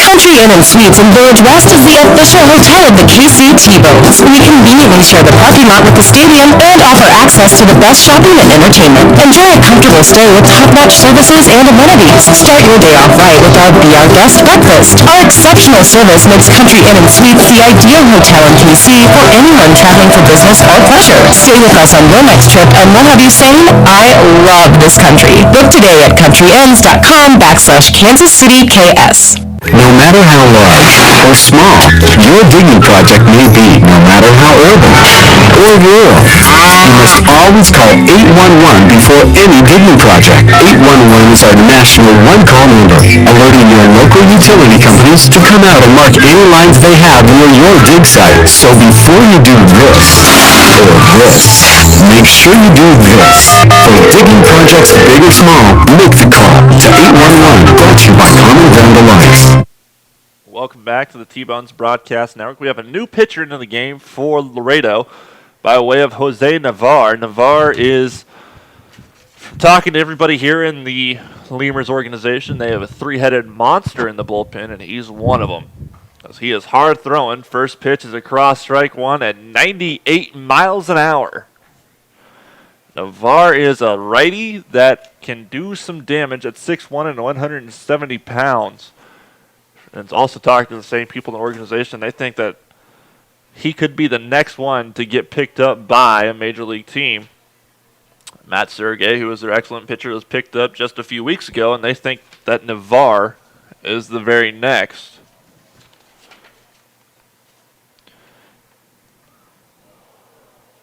Next pitch hits Blackwood. He'll make his way down to first. And I do not envy him, as that was at 100 miles an hour from Jose Navarre.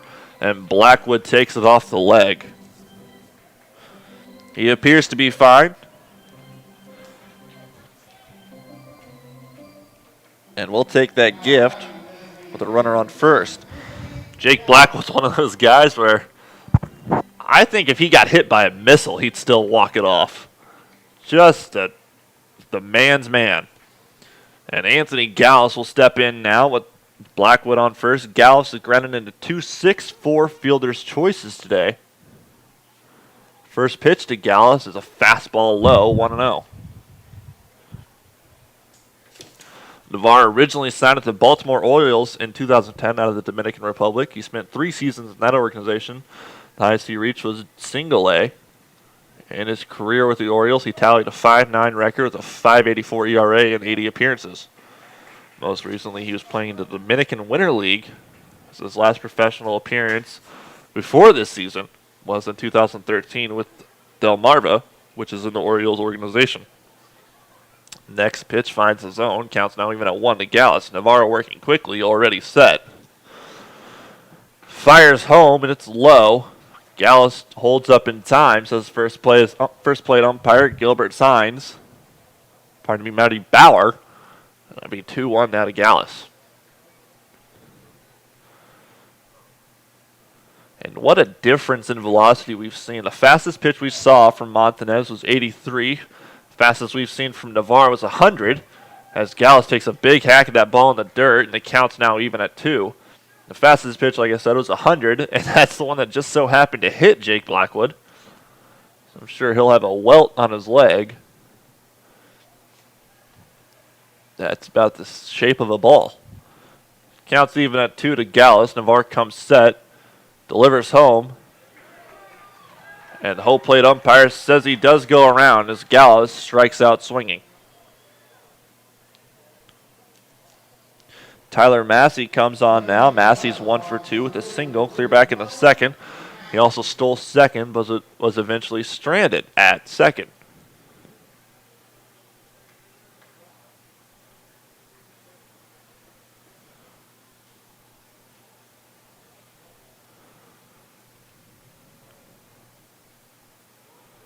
First pitch to Massey is 98 and low, 1-0. I feel bad just for about everybody in a T-Bones uniform against Navarre with this velocity. These guys might be used to it. I'd be shaking in my boots in the box. I also feel kind of bad for the umpire because if you can't see the pitch, how are you going to call it? 1-0 to Massey. Massey chops it back to Navarre. Navarre to second for the 1-6, and ball goes past the first baseman and almost into the dugout. As Massey reaches on the fielder's choice, I'd like to say that he'd been safe anyways.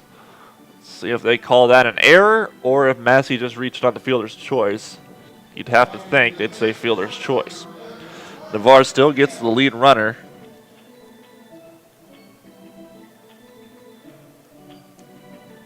And they will just rule it a fielder's choice.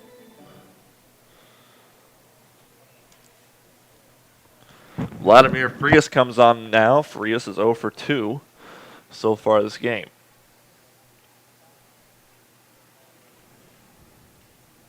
First pitch to Frias is a fastball right down the middle that Frias is late on. 0-1.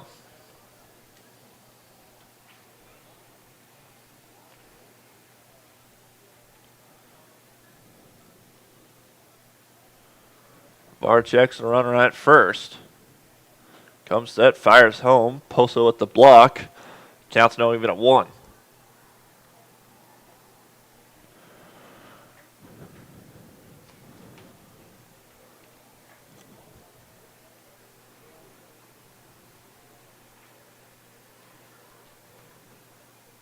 Var fires again. We see nothing but fastballs from this guy. And it's 2-1 now to Frias. That had to have been his two-seamer as it was clocked at 94.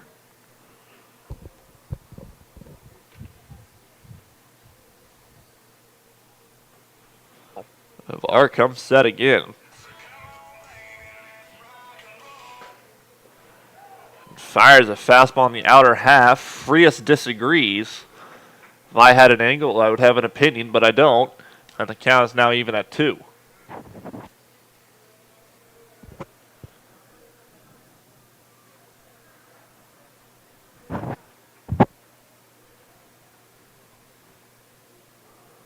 Frias grounds that sharply to short. Rondon will just flip it to Pulfer for the third out. It was closer than it should have been, and Massey with a word for the second base umpire. And Dave Schaub will come out and just bring him in. We're still scoreless through 5.5 here in Laredo on the T-Bones Broadcast Network.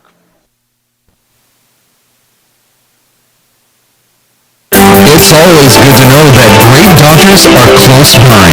Providence Medical Group has offices in Bonner Springs, Macer, Tonganoxie, Lansing, Leavenworth, and KCK. That's why we're the go-to community hospital in the region. If you're a T-Bones fan, count on the medical team that takes care of your team. The great doctors of Providence Medical Center, just east of the ballpark at 89th and Parallel. Learn more at providencekc.com. Heathwood Oil Company was the first independently owned oil company in Kansas City, and they're now one of the oldest continuously family-owned oil companies in the Midwest, featuring Citgo lubricants. With a current bulk storage capacity of over 250,000 gallons, they have the products you need. Let Heathwood and Citgo design a Citgo lubricants program to reduce costs and increase production. Call 913-321-1764 or email sales@heathwoodoil.com. Heathwood and Citgo, your lubrication specialist since 1926. It's always good to know that great doctors are close by. In fact, the great doctors of Providence Medical Center are right down the street from the ballpark at 89th and Parallel. Count on Providence when you need 24/7 emergency services, an accredited chest pain center, or specialized orthopedic and sports medicine services. Providence Medical Center is proud to be the official healthcare partner of the T-Bones. Learn more at providencekc.com. Welcome back to the T-Bones Broadcast Network. This is Sam King filling in for Nathan Moore. Mike Kickham finds his way back onto the mound, and rightfully so, as he's only given up 1 hit through 5 innings work so far. We'll see the 9, 1, and 2 hitters for Laredo. And Drew Martinez may be the 9 hitter, but he could be the leadoff hitter just about anywhere else. So he's a 300 hitter. He's got plenty of speed with 12 stolen bases. He's 1 for 1 today with a single in the third. And he did pick up his 12th stolen base as well. Corner infield playing in. So you might expect him to lay down a drag. First pitch. Finds the outer half. 0-1. Martinez disagrees. He'll step out shaking his head. He may disagree, but I love it.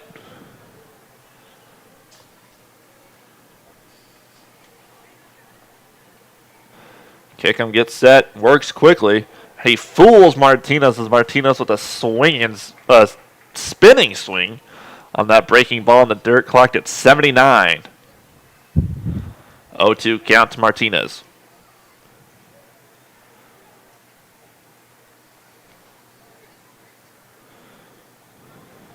Next pitch is in the dirt as well. It's a 1-2 count to Martinez, as I'm sure Kickham just wanted to get Martinez fishing on that, and Martinez doesn't bite.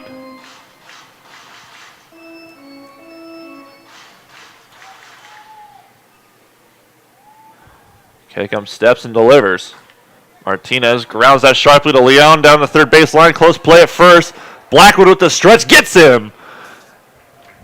That's the 4th straight batter that Kickham has delivered.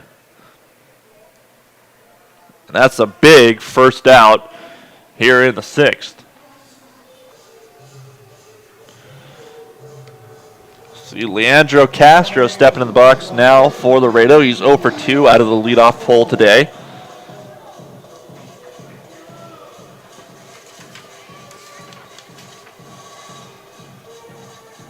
As his 15-game hitting streak is now in danger with the immaculate Mike Kickham on the mound. First pitch to Kickham. Castro lays down a bunt. Leon takes it, and right as I say it, Leandro Castro extends his hitting streak to 16 as that bunt couldn't have been perfect. Just got right by the mound. Leon was back far enough, and Castro picks up the one-out single on the bunt. It's only the second hit of the day for Laredo. It is the fourth base runner today for Laredo as well. This is the leadoff hitter. He is a threat to run. We just saw his speed as he beat out that bunt attempt. Does have 2 stolen bases in 19 games. He's also been caught stealing twice. Takes a flinch, kick him, delivers home. He knows better. First pitch misses just low, 1-0.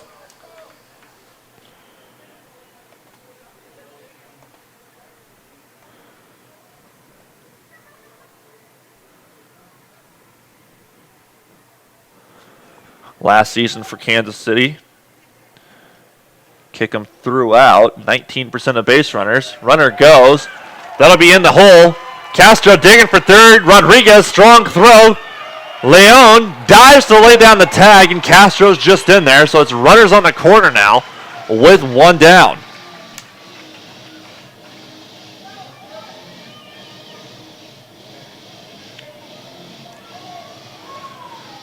Back-to-back singles puts runners on the corner for Cesar Valera. Valera is an absolutely dangerous hitter, as he does bat .287 with 3 home runs and 21 RBIs. The sacrifice is in order, and Valera does have 1 sacrifice fly this season. And there's speed on the base pass, which just makes it that much worse. Valera, they tried to lay down a suicide squeeze. Kick him, dives for it. No play at the plate. He throws off his rear end to Blackwood. Blackwood drops it. It'll go down, as I'm sure here in Laredo, it's an RBI single. Kansas City now trails 1-0. Runner does advance to second, but I'm still trying to figure out why they made the 3-hole batter lay down a suicide squeeze. I question it, but I understand it, I suppose.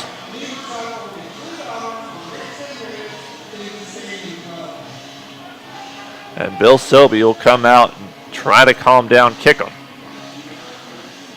I'll be right back to these short messages here on the T-Bones Broadcast Network. Country Inn and Suites in Village West is the official hotel of the KC T-Bones. We conveniently share the parking lot with the stadium and offer access to the best shopping and entertainment. Enjoy a comfortable stay with top-notch services and amenities. Start your day off right with our Be Our Guest breakfast. Our exceptional service makes Country Inn and Suites the ideal hotel in KC for anyone traveling for business or pleasure. Stay with us on your next trip and we'll have you saying, I love this country. Book today at countryinns.com/Kansas City KS. Welcome back to the T-Bones Broadcast Network as Bill Selby heads back to the dugout. He'll leave Mike Kickham out there with runners on first and second and 1 down, with the 4-hole hitter Dennis Phipps coming to the plate.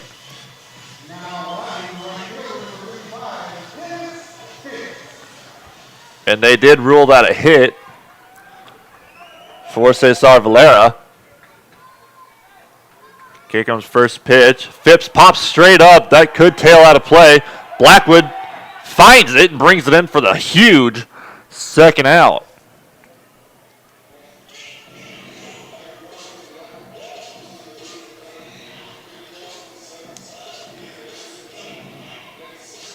As that's always massive when you retire the batter out of the power position, the 4-hole. And that's exactly what Kickham did, so all credit in the world to pitching coach Bill Selby for whatever he said to Kickham. As a dangerous hitter finds his way back to the dugout, still runners on first and second with 2 down for Jesus Posa. Poso is 0 for 2 today with 2 groundouts. First pitch to Poso is outside, 1-0.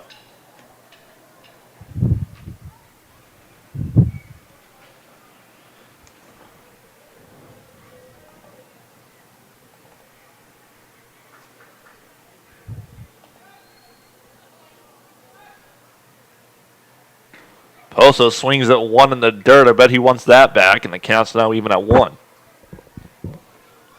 Kickham climbed the radar gun on that one at 88 miles an hour, the fastest pitch we've seen from him today.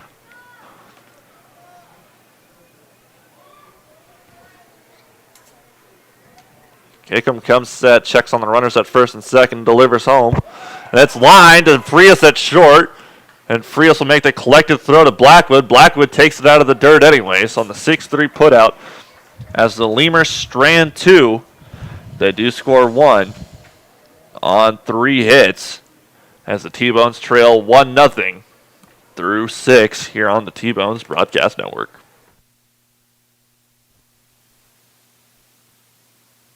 It's always good to know that great doctors are close by.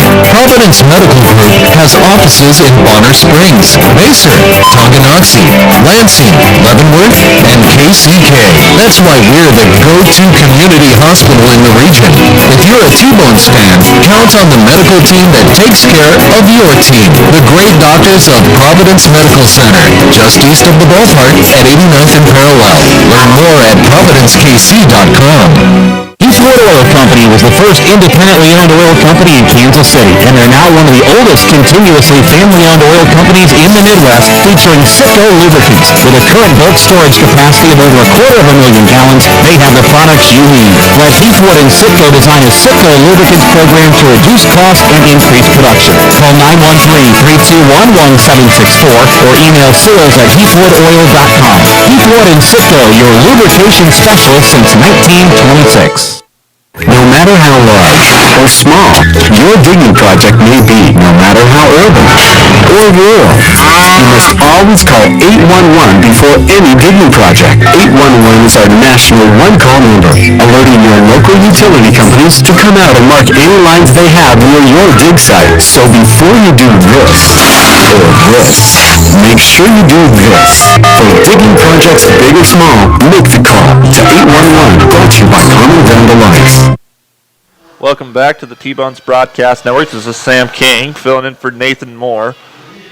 As we get set to begin the 7th inning, we'll see the bottom of the order, 7, 8, 9 hitters, Wheat, Erie, and Leon. Jose Navarre stays out there, and why not? As he is the hard thrower.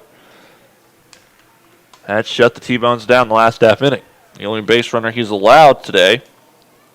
Reaching on a fielder's choice, and I guess there was one hit by pitch. First pitch, Wheat grounds it to second. Pulfer charges. Wheat makes it closer than it needs to be, but Wheat's still out on the 4-3.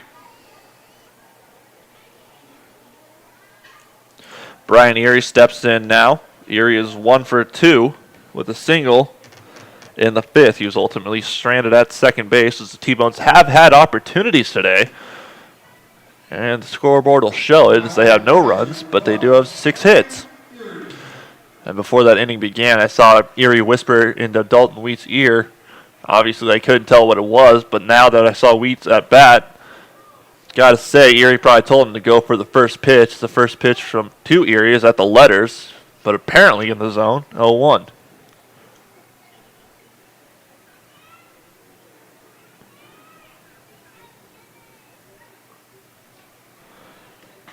Next pitch is outside. Counts now even at 1.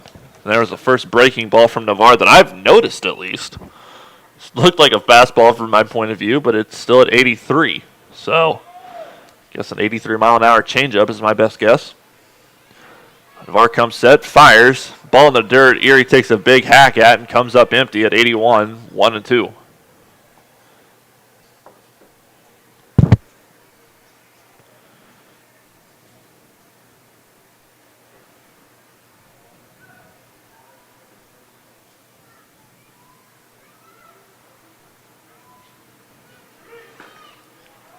Low to Erie, and the count is now even at 2.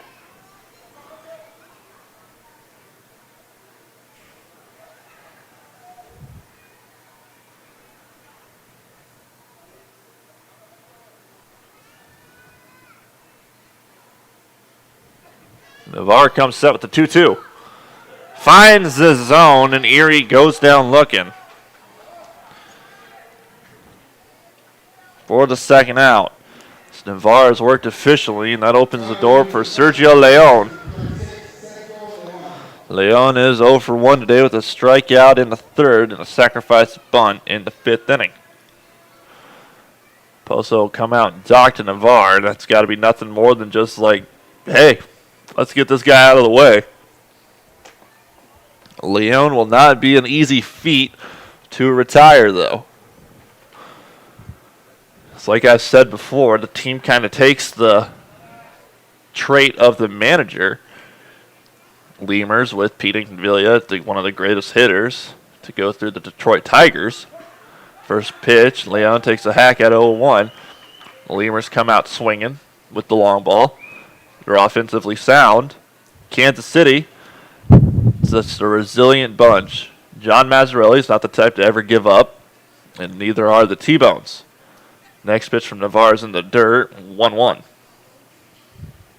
It's only a one-run game. Kansas City far from out. Got more hits on this, and I'm assuming this would probably be the last inning for Jose Navarre, as he's a short relief guy. Usually they don't go more than 2 innings. Navarre comes set. Fastball that finds the zone, I guess, pretty low. 1-2 to Leon. Navarre's at 23 pitches. Usually the max for these middle relievers, short relievers, some say, it's typically around 30 pitches. But Laredo still does have a stacked bullpen that Kansas City saw last time we were here. Next pitch up around Leon's head. He gets out of the way in time, and the count's even at 2.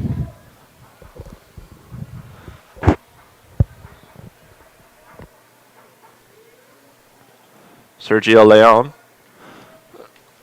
Maybe a small guy, but he's still a quality hitter. 2-2.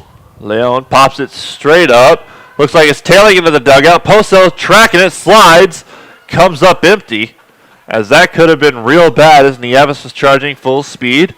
Poso charged at full speed. Poso hits the ground and slides, and Nieves jumps over him just in time, and the ball hits the dirt, and Sergio Leon lived to swing another day.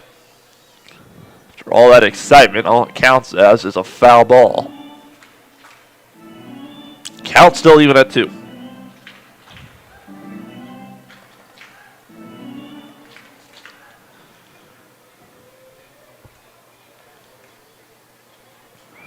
Navarre comes set, fires at home. Leon in on his hands, fouls it out of play.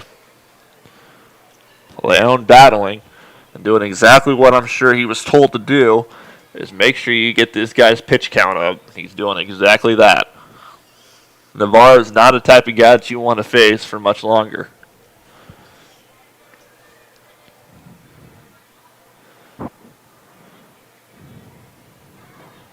Low from Navarre, and Sergio Leon has now worked the count full, and on deck for the T-Bones is the top of the order, Starlin Rodriguez.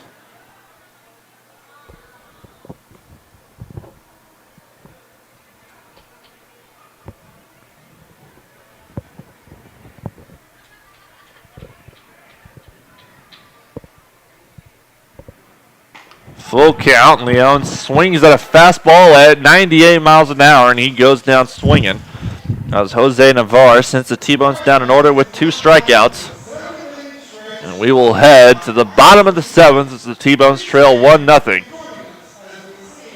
here on the T-Bones Broadcast Network. Country Inn & Suites in Village West is the official hotel of the KC T-Bones. We conveniently share the parking lot with the stadium and offer access to the best shopping and entertainment. Enjoy a comfortable stay with top-notch services and amenities. Start your day off right with our Be Our Guest breakfast. Our exceptional service makes Country Inn & Suites the ideal hotel in KC for anyone traveling for business or pleasure. Stay with us on your next trip and we'll have you saying, I love this country. Book today at countryinns.com/Kansas City KS. It's always good to know that great doctors are close by.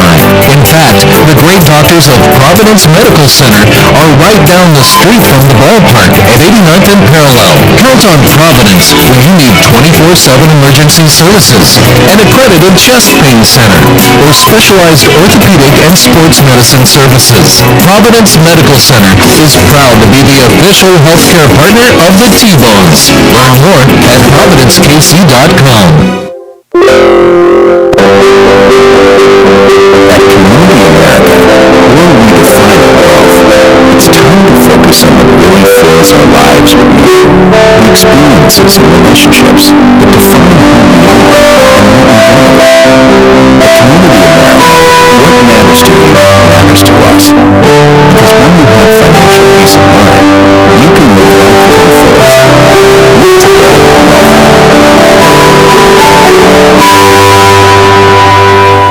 Welcome back to the T-Bones Broadcast Network. It's still Mike Kickham out there in the seventh. And why not, as he has thrown an absolute gem today. Yes, he's given up one run, but he's looked nothing but just stable on the mound, I guess would be the right word. He's doing exactly what John Mazzarelli wants him to do, is get to the seventh inning at least. Typically he wants to lead, but it's a 1-0 game, and it was kind of a weird play that ended up scoring that run, as Mike Kickham's only given up 4 hits. One of them could have been called an error. First pitch to J.D. Pulfer is blooped foul, 0-1. Like I said, last time we were here for the entire series, J.D. Pulfer was the leadoff hitter. And they've been trying to find that stable leadoff hitter all year. Pulfer moved down to the 6th hole, and then they signed Leandro Castro. And he's done a fine job since coming over. So he now has a 16-game hitting streak. Next pitch is inside. Counts now even at 1 to Pulfer.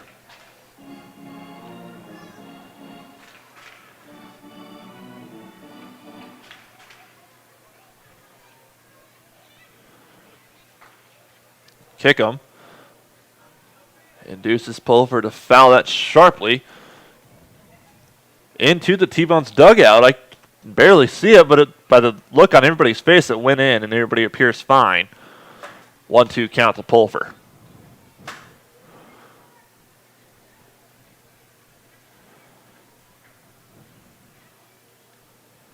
Kickham comes set and delivers. Pulfer just fouls it off by the hair of the bat. And we'll stay here at 1-2. Kickham just now eclipsing 90 pitches in the 7th.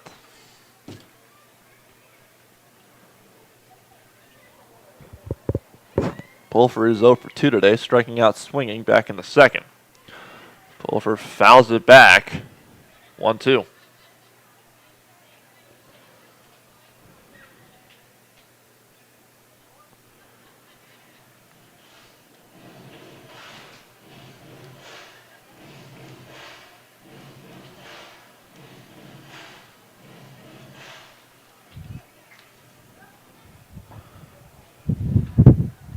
Kickham tries to get Pulfer swinging on a ball that's clear down in the dirt. Pulfer doesn't bite. 1-2 remains the count.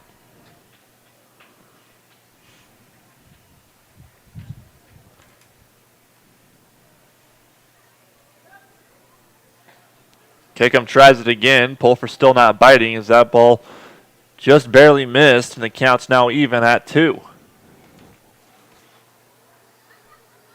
Pardon me, the count is drawn full to J.D. Pulfer. Pulfer gets under it and fouls it out of play. This will remain full.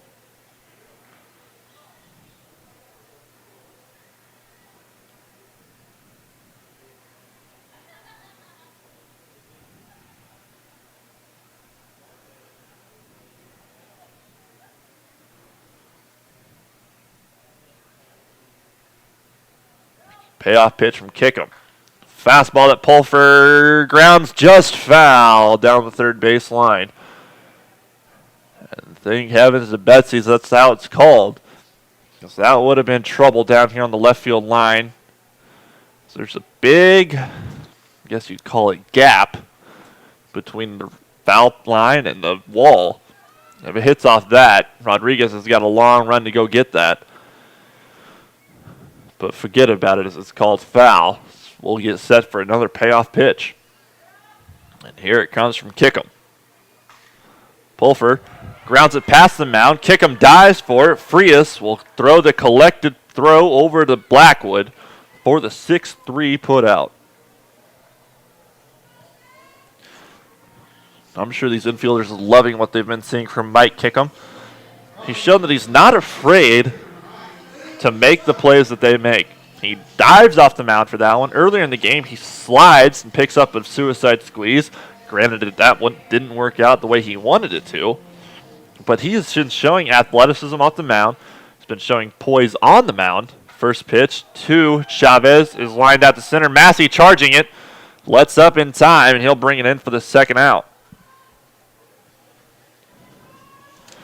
And most of all, Mike Kickham has also shown maturity on the mound.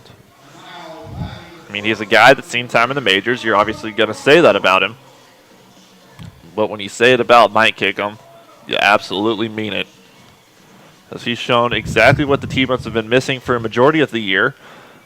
And it's just blunt. But he's shown quality pitching. As Rondon pops it straight up. Kickham fires it to first. Strong throw. Blackwood stretches out and gets him for the third out. As Mike Kickham sends Laredo down in order. T-Bones still trail 1-0 through 7 complete here in Laredo on the T-Bones Broadcast Network.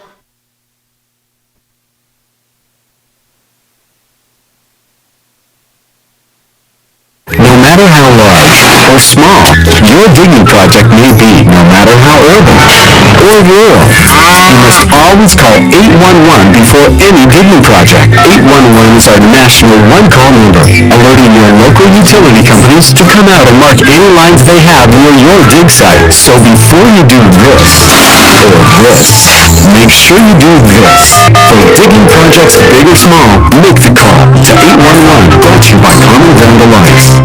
It's always good to know that great doctors are close by.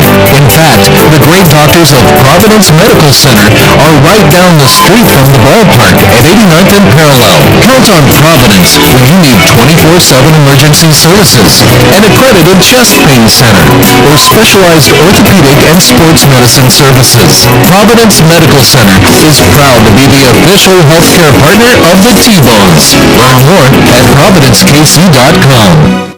Heathwood Oil Company was the first independently owned oil company in Kansas City, and they're now one of the oldest continuously family-owned oil companies in the Midwest, featuring Citgo lubricants. With a current bulk storage capacity of over 250,000 gallons, they have the products you need. Let Heathwood and Citgo design a Citgo lubricants program to reduce costs and increase production. Call 913-321-1764 or email sales@heathwoodoil.com. Heathwood and Citgo, your lubrication specialist since 1926. Welcome back to the T-Bones Broadcast Network. This is Sam King filling in for Nathan Moore. It'll be Jose Navarre heading back out to the mound. So he's 28 pitches in. He's done a fine job today as well, sending the T-Bones down in order last half inning, and then having a funky outing in the first inning, in his first inning, which is the 6th inning, hitting the first batter, Blackwood, striking out, reaching on a fielder's choice, and another fielder's choice to end the inning. He'll see at the top of the lineup. It'll be 1, 2, 3 hitters for Kansas City. Due up, Rodriguez, Wiley, and Blackwood. So first pitch is outside, 1-0. Navarre comes set, delivers outside as well, 2-0.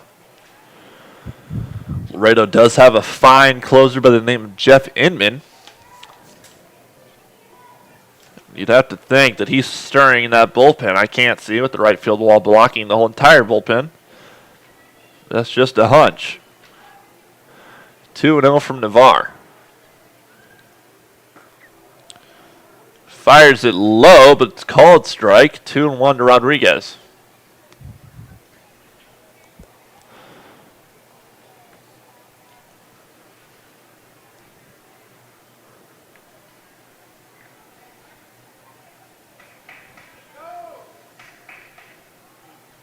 Rodriguez lines that to right center. Phipps tracking it. Someone needs to call it. It drops. Rodriguez will be in there with a leadoff double. As the T-Bones are already threatening with the first batter with that leadoff double. That opens the door for the heavy swinging Brett Wiley. Wiley is 2 for 3 today with 2 singles in the first and the third. Last time we saw him in the fifth, he grounded into a 4-6-3 double play. Double play is not possible here. And Wiley, with the way he's been swinging the bat, it's only right that Jesus Pozo takes his time and walks up to the mound to talk to his pitcher. Like I said, Wiley was selected as the Player of the Week for the American Association. He hit .565 during the past week. And he is the Player of the Week for the week ending in July 10th.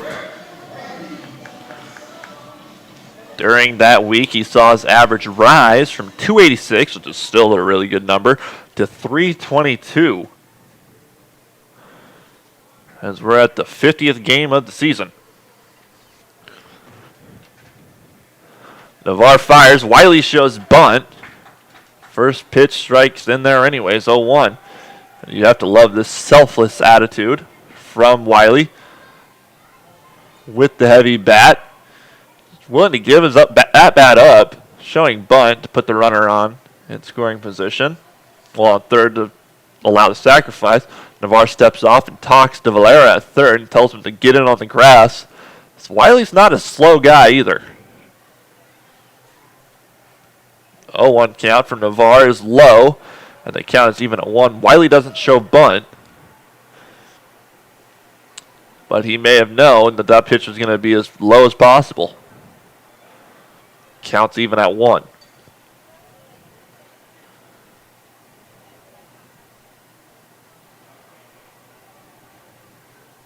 Wiley shows bunt, pops it straight back, and now he'll be forced to swing with a 1-2 count. And I say forced to swing like that's a bad thing from Brett Wiley.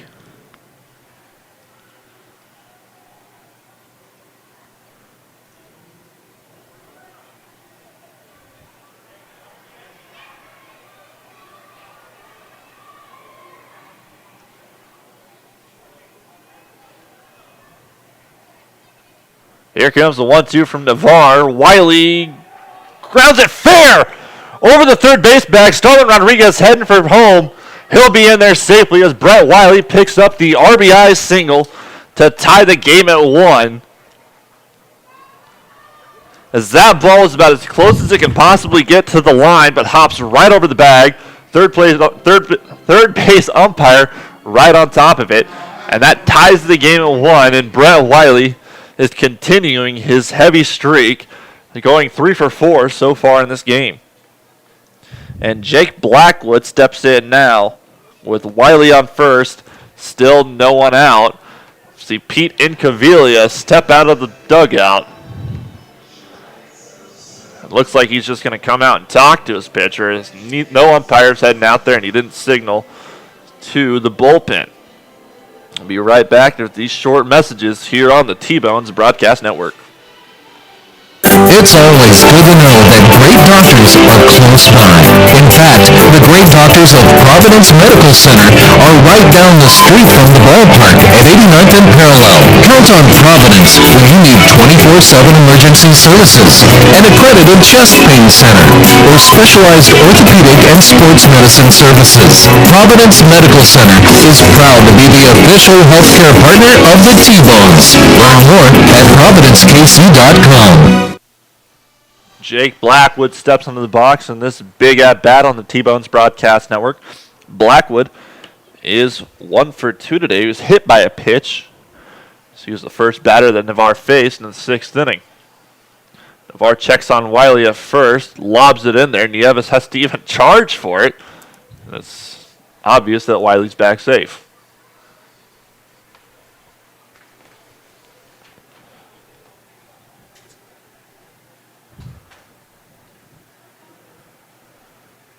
Blackwood with plenty of pop in his bat. Infield at double play depth. First pitch is low, 1-0. Navarre has lost velocity drastically. since he came in the 6th. That was his 4th seam, clocked at 94. Dave Schaub, the third base coach, gives a sign to Wiley. Hit and run may be in order here. Navarre comes set and checks on the runner at first. Wiley dives back safely.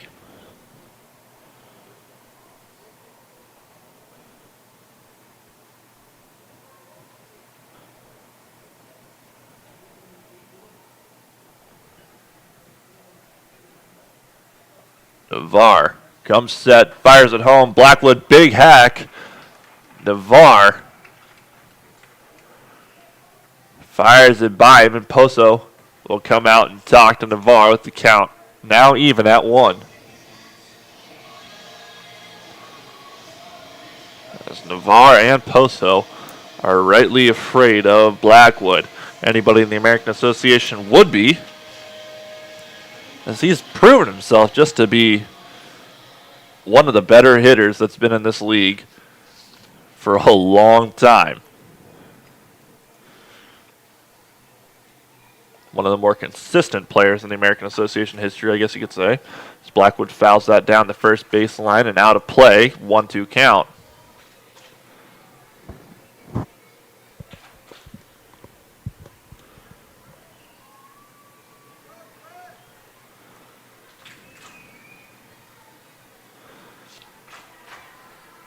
Last season, Blackwood played for Kansas City and batted .302, hitting in 64 runs with 64 RBIs, 11 home runs, and 59 runs scored. The year before, he played for Winnipeg. Next pitch is fired by Blackwood, and he goes down swinging. Right before I could finish talking. First out of the inning, still a runner on first for Anthony Gallus. Gallus is 0 for 3, reaching on two fielder's choices, didn't reach on either. He also struck out swinging last time we saw him in the 6th, pardon me. Anthony Gallus was brought over from the Cleveland Indians organization towards the beginning of the season.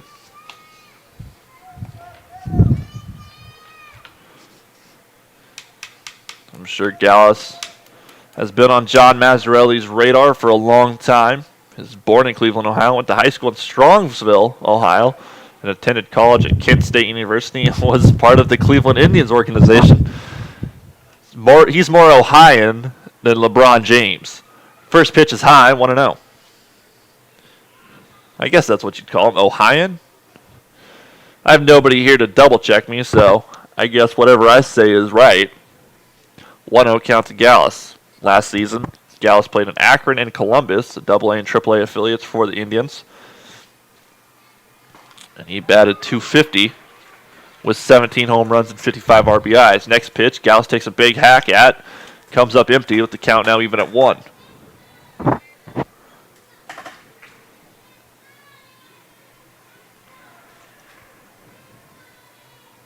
Gallus also got on base last season at a .306 clip at both clubs. He'll ground that sharply past short, and he's on with the 1-out single, putting runners on first and second for another hot hitter, Tyler Massey. As the T-Bones have adopted the next man up mantra and have thoroughly rattled Jose Navarre.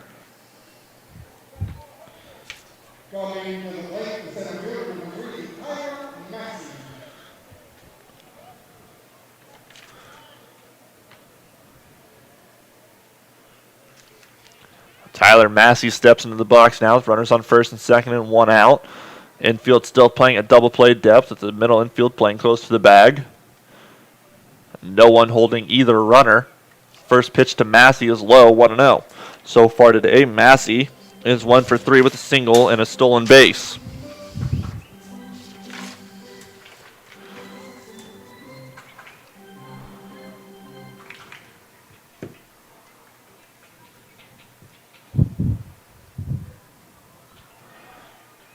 Massey lines that pass short. Schaub will hold the runner at third, and that'll load the bases for Vladimir Frias. As the left fielder, Leandro Castro, doing a fine job getting that ball back into the infield as quickly as possible. Still, the bases are loaded as Kansas City has picked up their 4th hit of this inning.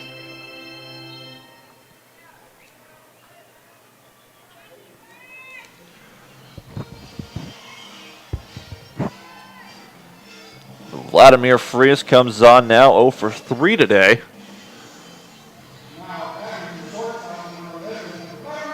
But he comes on now with 1 out, and the base is juiced.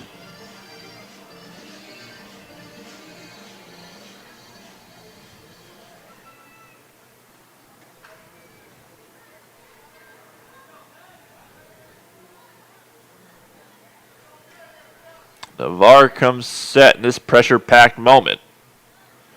First pitch to Frias is high, 1-0. Of course, anybody here that's even affiliated with the T-Bones or has even the smallest inkling of wanting the T-Bones to win, I think we would love a walk right now. That's at the very least. Of course, we wouldn't mind if Frias just, launched one into the grass berm in left center. I think Jose Navarre knows that's always a threat. Of course, you just want to score runs, but a grand slam would be nice. Frias does have 2 home runs on the season. Next pitch is outside and low. Poso tries to bring it back up to no avail. 2-0.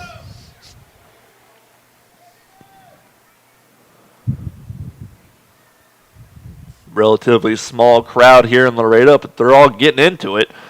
They haven't been quiet for the most part as they're backing their faithful Lemurs. Next pitch, Frias fouls it back. 2-1 count.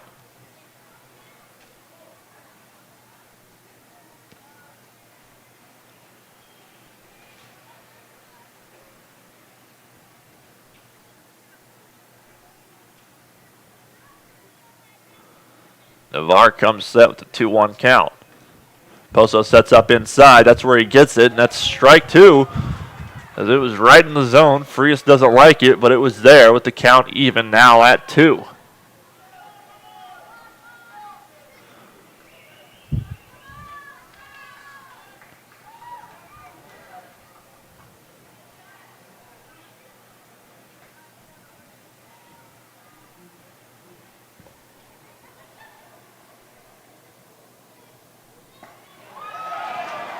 And Frias will go down swinging for the second out. As this is not an opportunity that the Kansas City T-Bones can squander with the bases loaded in a game tied at 1 in the 8th inning. That's something that just can't happen. Might catch some flack for saying that, but that's just as blunt as it gets. You just can't do that. And Dalton Wheat steps in now. Wheat is 0 for 3 today as well. Now the T-Bones need him to come up huge in his rookie year with the bases loaded here in Laredo. First pitch strike across, 0-1.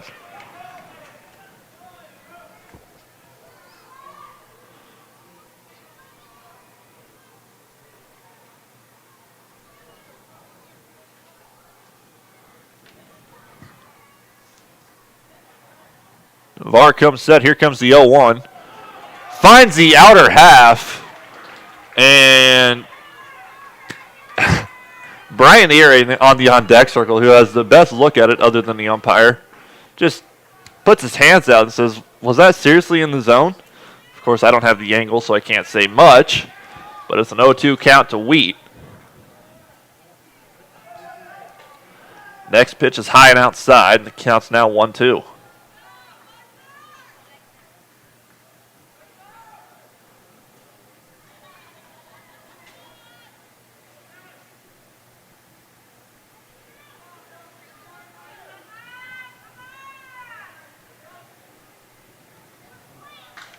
Wheat grounds it sharply back to the pitcher. He lobs it home. Make the difficult play, I guess. But Kansas City strands the bases loaded. But the game is tied at 1 as they score 1 on 4 hits. And again, they leave the bases loaded. We're tied at 1 through 7.5 here on the T-Bones Broadcast Network.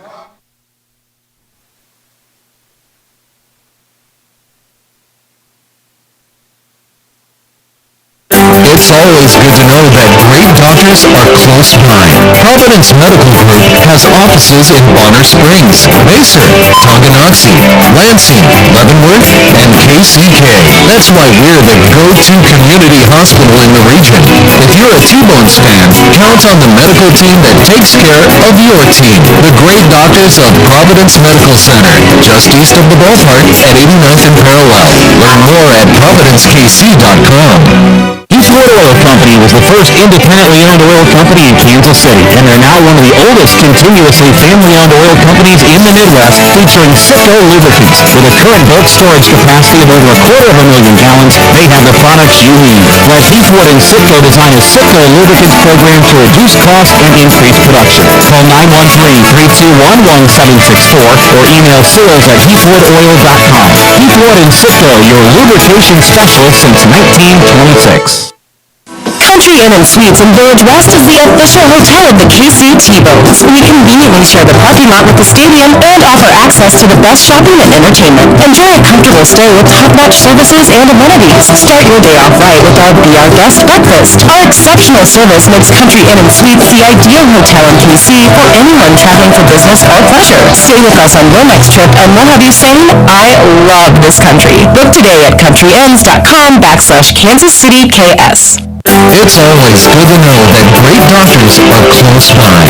In fact, the great doctors of Providence Medical Center are right down the street from the ballpark at 89th and Parallel. Count on Providence when you need 24/7 emergency services, an accredited chest pain center, or specialized orthopedic and sports medicine services. Providence Medical Center is proud to be the official healthcare partner of the T-Bones. Learn more at providencekc.com. Welcome back to the T-Bones Broadcast Network. We have a new pitcher into the game.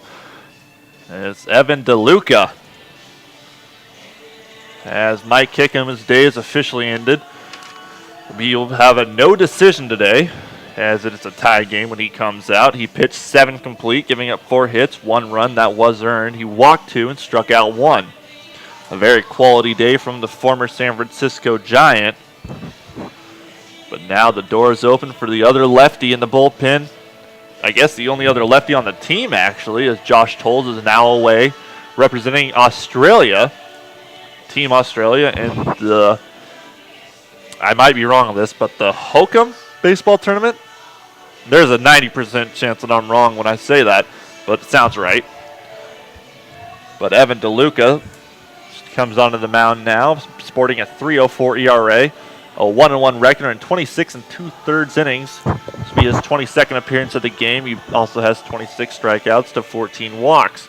DeLuca was drafted by the New York Yankees in the 44th round of the 2009 draft from Immaculata High School in Somerville, New Jersey. It's pretty much a dream come true from a guy from Jersey, I guess, to play for the Yankees. He comes to us by way of Somerset, which was in the Atlantic League. Spent the first half of the season with them.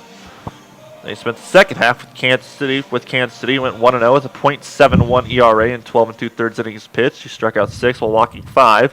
Last season altogether, 1.06 ERA, going 1-0 in 17 innings pitched. He struck out 11 while walking 9. First pitch to Drew Martinez out of the 9 holes outside, 1-0.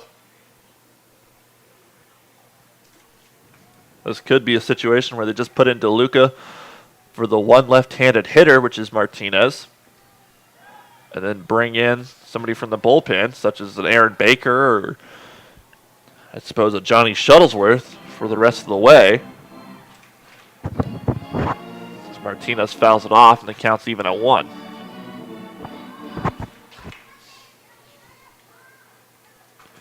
DeLuca also spent time in the Colorado Rockies organization in low A ball. That was in 2014. Highest level he's reached in his career was high A, and that was Tampa in the New York Yankees organization. 1-1 count. Martinez is fooled by the breaking ball, comes up empty, 1-2.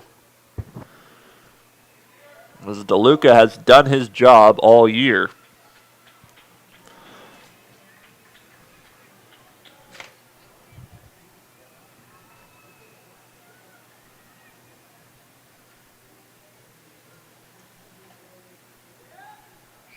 1-2 to Martinez. DeLuca gets him swinging for the first out. Martinez has a few words for home plate umpire Jerry Martinez. But he can just shake his head and return to the dugout. First batter Evan DeLuca sees is a strikeout. He'll be in now for Leandro Castro, who scored the only run today for Laredo in the 6th inning. He's 1 for 3 today. He extended his hitting streak to 16 games.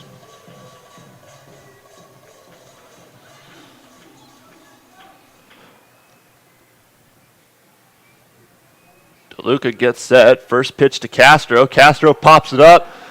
Tailing out of play. Leon is under it as it comes back in. He'll catch that in foul territory for a quick second out. Then Abel Nieves will step in. Nieves singled in the 6th. He is 1 for 3 today as well. As Evan DeLuca has only thrown 5 pitches and recorded 2 outs.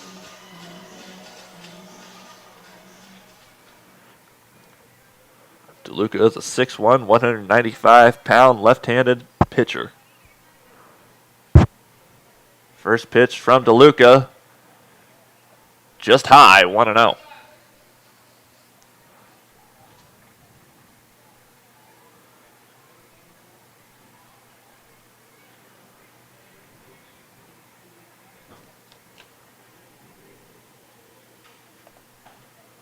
Outside again to Nieves, 2-0.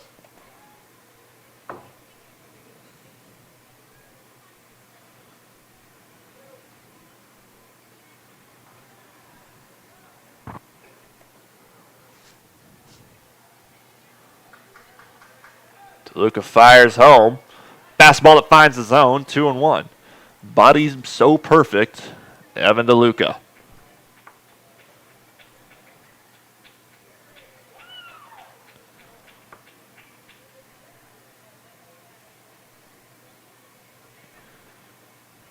In the offseason, Evan DeLuca is a coach at Diamond Nation. So next pitch is in there, 2-2. It's DeLuca is showing the stuff. 2-2 count with 2 down.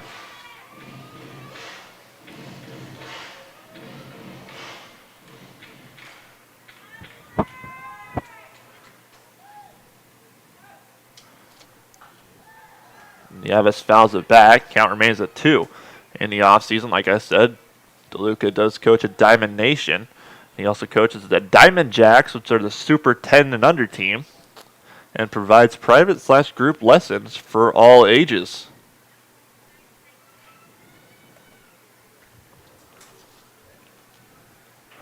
DeLuca comes set again on the mound. And the count even at 2 gets fired in there high, and its count's now full as DeLuca will work his way back up to the rubber for the payoff pitch.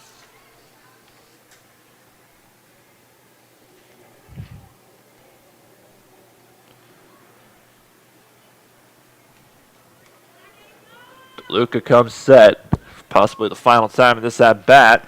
Fires one home, fastball high. Nieves will walk.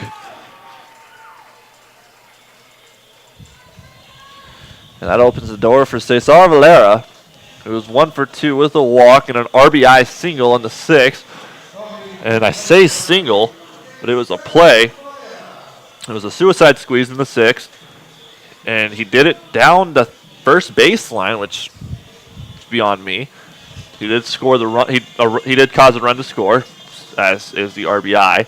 But Mike Kickham went diving for it, and off his butt, threw it to first, and it just popped out of Blackwood's glove. They ruled that a hit. DeLuca with the nice pickoff move over to first.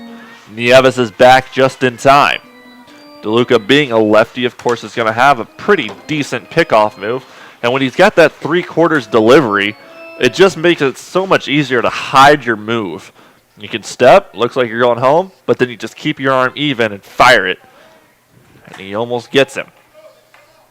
DeLuca checks the runner, delivers home. Fastball that finds the zone, first pitch strike.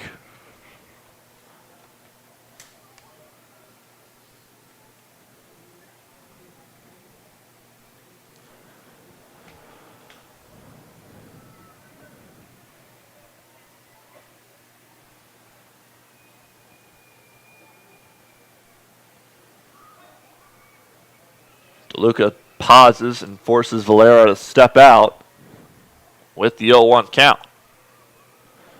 Like I said, Valera is 1 for 2 today with the sole RBI from Laredo.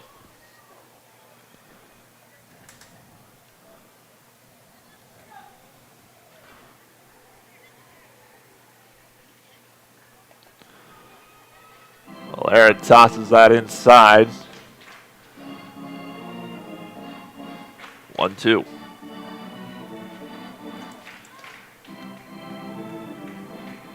Oh, pardon me. Everybody, I guess, I want to say everybody, but it looks like it was just the scoreboard operator and I that were the ones fooled as it was just for a new ball. As I looked up at the last second, just saw DeLuca receiving a ball. My mistake. Cesar Valera spent the majority of his career in the St. Louis Cardinals organization.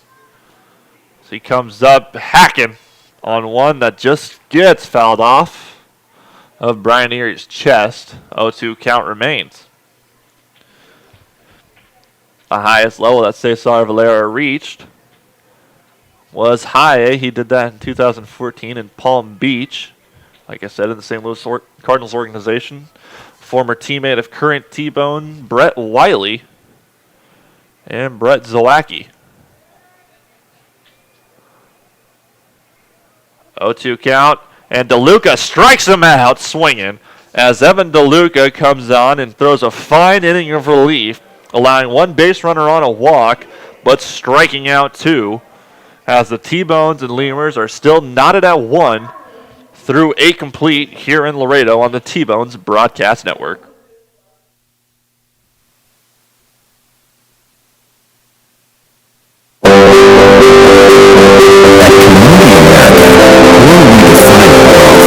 It's time to focus on what really fills our lives with meaning. The experiences and relationships that define who we are and what we want.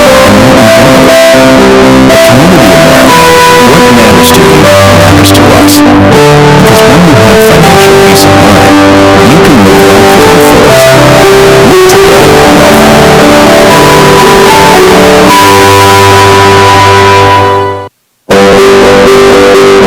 At Community America, It's always good to know that great doctors are close by. In fact, the great doctors of Providence Medical Center are right down the street from the ballpark at 89th and Parallel. Count on Providence when you need 24/7 emergency services, an accredited chest pain center, or specialized orthopedic and sports medicine services. Providence Medical Center is proud to be the official healthcare partner of the T-Bones. Learn more at providencekc.com. at Community America, we're redefining wealth. It's time to focus on what really fills our lives with meaning. The experiences and relationships that define who we are and what we want. At Community America, what matters to you matters to us. Because when you have financial peace of mind, you can live life without fears. Live together.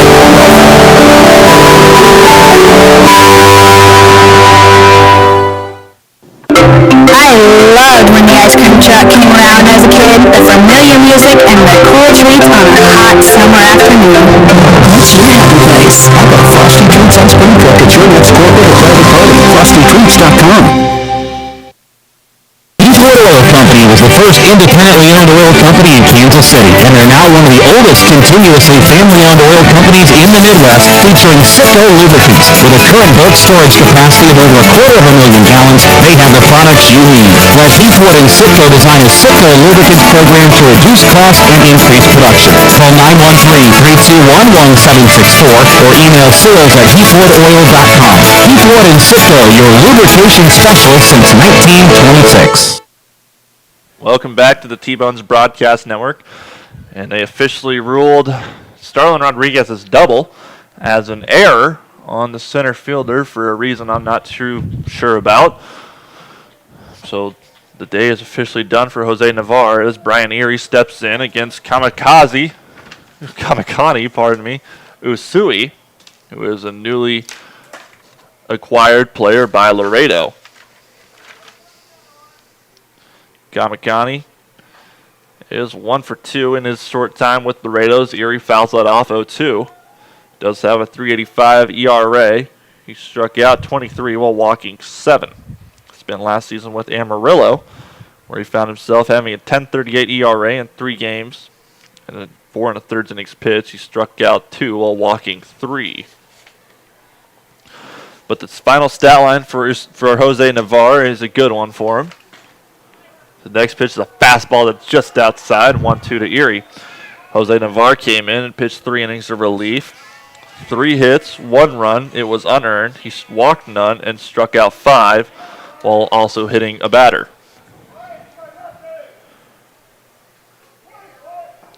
And Erie way out ahead of that breaking ball. He goes down swinging for the first out.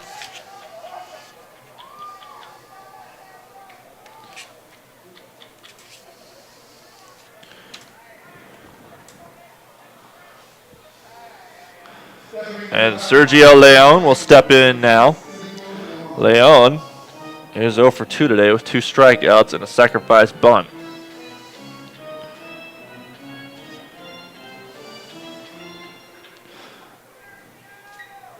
Usui is from Honolulu, Hawaii. First pitch from him, and Leon will send it out to right field. Phipps will wait on it, pitch a 10, wait for that 5 ball to come down, and camp under it for the second out.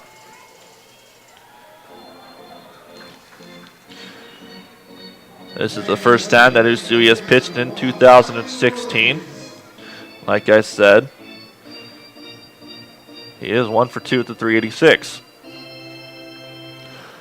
He has spent time in the Toronto Blue Jays organization. The highest level he reached was High A.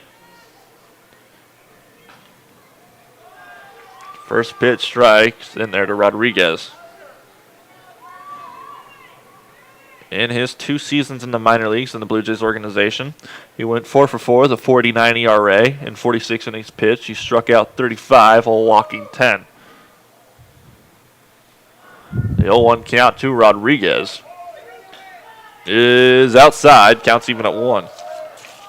With that error that got called against Rodriguez, he is now 1 for 3 with the run scored today. And 1-1 count from Usui is high, puts Rodriguez on his heels. He hits the ground, is out of the way in time, 2-1.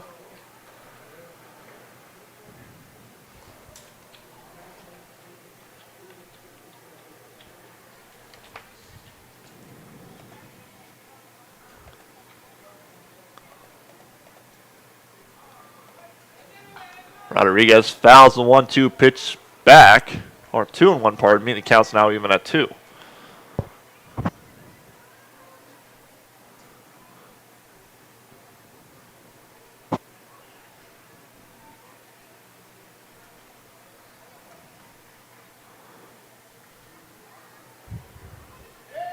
Usui gets Rodriguez to lunge for a breaking ball. It's in the dirt. It gets away from Poso. But Poso will still gun Rodriguez down at first, as Usui comes on strong and sends the T-Bones down in order in the top of the 9th. So we're trailed 1-0. 1-1, pardon me. We'll head to the bottom of the 9th here in Laredo on the T-Bones Broadcast Network.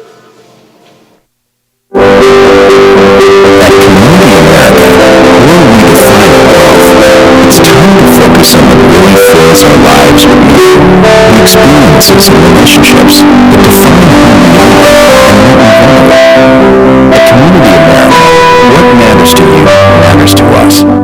Because when you have financial peace of mind, you can live life to the fullest. Live together wealthy.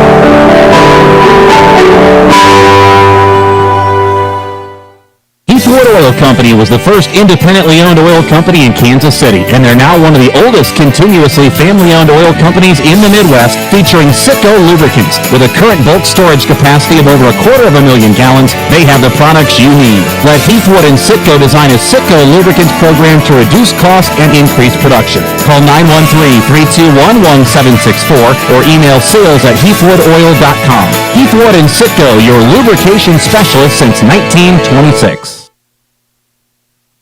It's always good to know that great doctors are close by.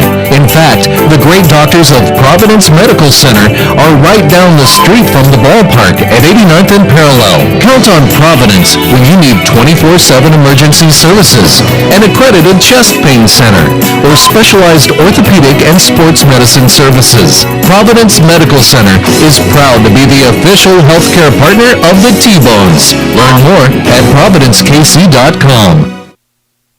Country Inn and Suites in Village West is the official hotel of the KC T-Bones. We conveniently share the parking lot with the stadium and offer access to the best shopping and entertainment. Enjoy a comfortable stay with top-notch services and amenities. Start your day off right with our Be Our Guest breakfast. Our exceptional service makes Country Inn and Suites the ideal hotel in KC for anyone traveling for business or pleasure. Stay with us on your next trip and we'll have you saying, I love this country. Book today at countryinns.com/Kansas City KS.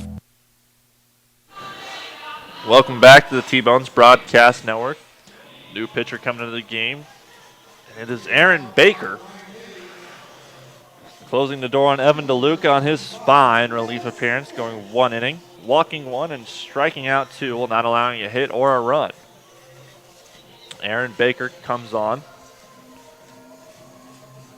with a 4.18 ERA, a 1-1 record, and 23 2/3 innings pitched. He struck out 19 while walking 7.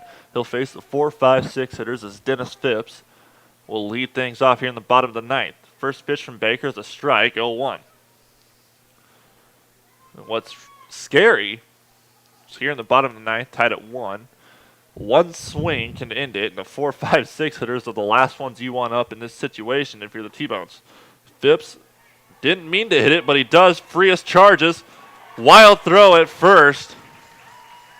And Blackwood saves it from going in the T-Bones in the Laredo dugout as Dennis Phipps has reached on what I'm sure they're going to call a hit here in Laredo.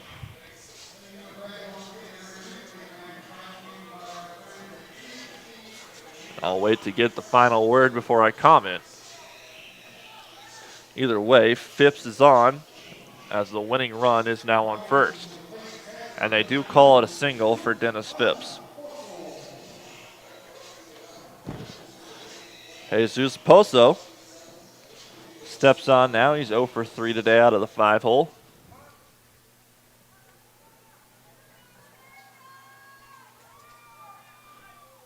As Baker needs to play this smart. First pitch, Pozo shows bunt, pulls it back in time as it's low, 1-0.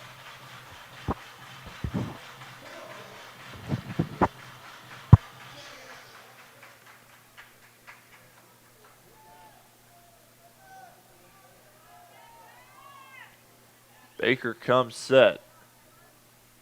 Checks on the runner. Phipps was lollygagging out there. He's back safely just in time. We'll be back on the air tomorrow as the Lemurs and T-Bones will start the second game of this 4-game series. Josh Hodges will be on the mound for the T-Bones. Baker checks on Phipps again. Phipps has to dive, and he's back in time.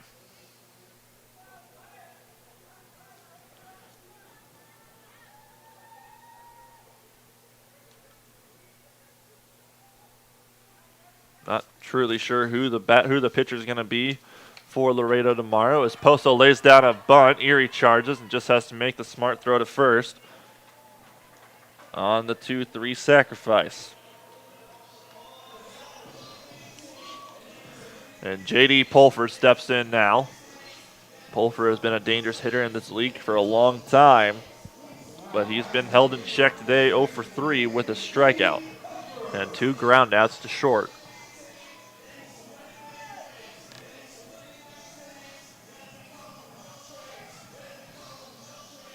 I would believe that Barrett Laux will not be pitching for Laredo tomorrow as he pitched on Friday against Wichita. So if I was a betting man, I'd say it'd be Troy Marks.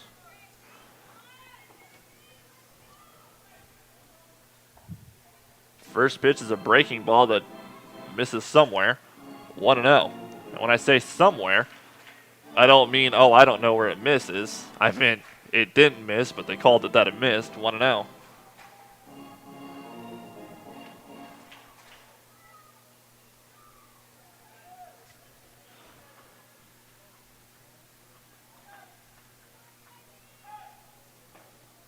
fastball that's low, and now it's a 2-0 count to Pulfer.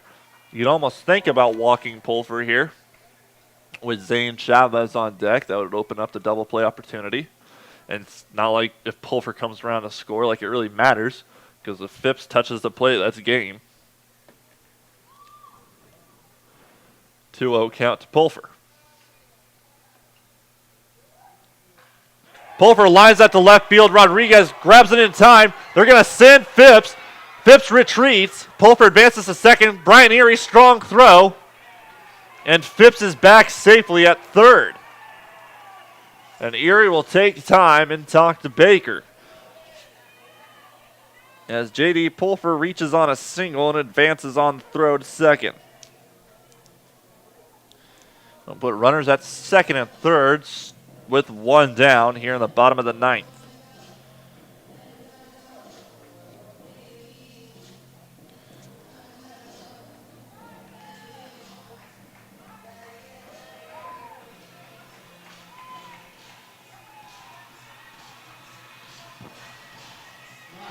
And Zane Chavez steps on now. Chavez is a dangerous hitter. One that the T-Bones need to look out for. He's been raking recently. He's batting .261. He does have 22 RBIs. A sacrifice could score Phipps. And Chavez still doesn't have one on the season. They're going to walk Chavez on purpose. Still need to be smart with these throws. If one gets away, that could score Phipps. Second intentional pitch. Finds the glove. That's all that's important right now. On deck for Laredo, it's Alvaro Rondon. And Chavez will walk intentionally. Loading the bases, and that causes an out at any base, which if you need a force out, now's the time.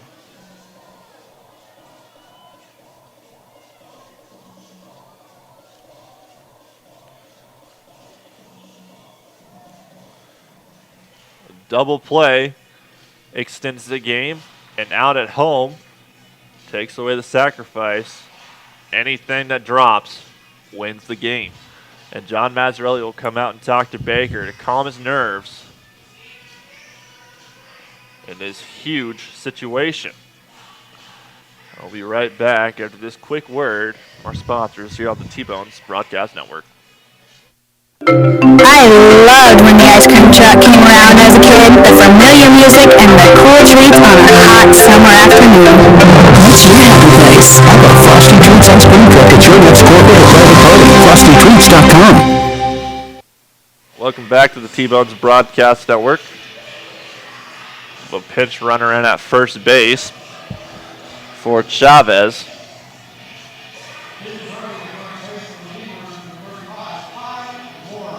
And it's number 35, Ty Morrison, who's the usual starter for Laredo. He gets a day off today, except for this running opportunity. Infield playing in. Leon weighing on the grass, as they've ruled out the double play and just want to get the sure out at home. First pitch from Baker to Rondon is inside, 1-0. Rondon has been a bottom of the lineup type of the guy for Laredo all year. He's batting .269. He does have 24 RBIs with 6 sacrifice hits, the most on the team. He goes high for that one. As the outfielders retreat, it's going to be a tough throw. Massey brings it in, but Phipps will touch home, and that'll end the game as the T-Bones lose 2-1 on the walk-off sacrifice fly from Alvaro Rondon, and they'll douse him in water as Dennis Phipps scores the winning run, chooses not to go celebrate with his team.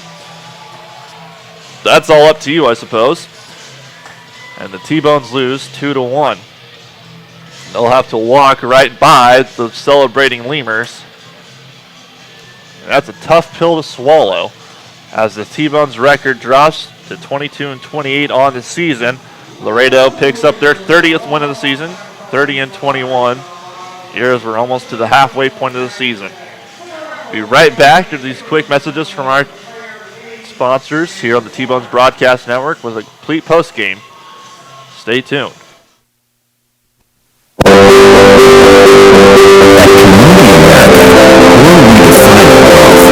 It's time to focus on what really fills our lives with meaning. The experiences and relationships that define who we are. At Community America, what matters to you matters to us. Because when you have financial peace of mind, you can live life with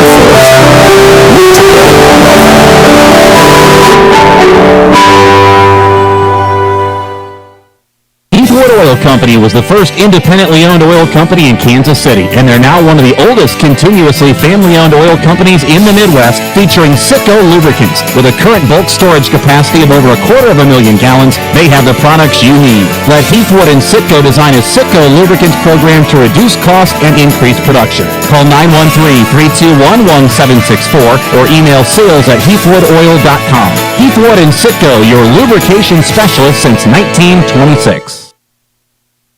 It's always good to know that great doctors are close by.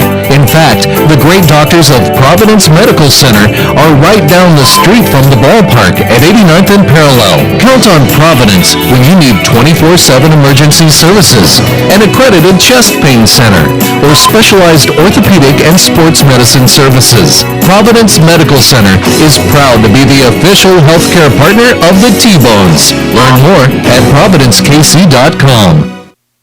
Welcome back to the T-Bones Broadcast Network. The T-Bones lost tonight's game on a walk-off sacrifice fly from Alvaro Rondon, 2-1 in this rubber match.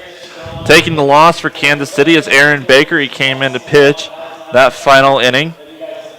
In one complete inning, they gave up 2 hits, 1 run that was earned. He walked 1 and struck out none. That drops his overall record to 1-2 on the season.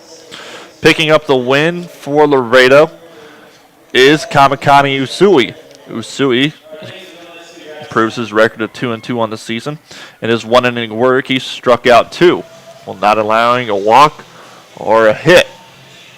Kansas City will be back here at Unitrade Stadium tomorrow, where it'll be Josh Hodges on the mound for the T-Bones, and it'll be Troy Marks taking the dish for Laredo.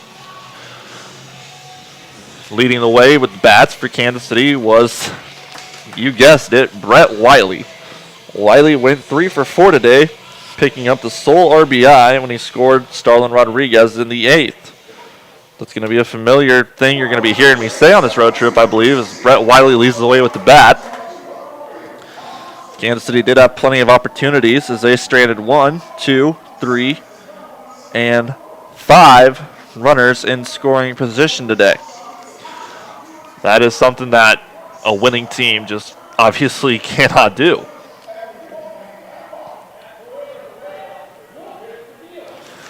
Laredo also had opportunities they squandered, but they make up for it in the end with a sacrifice fly with the bases loaded that scored the winning run.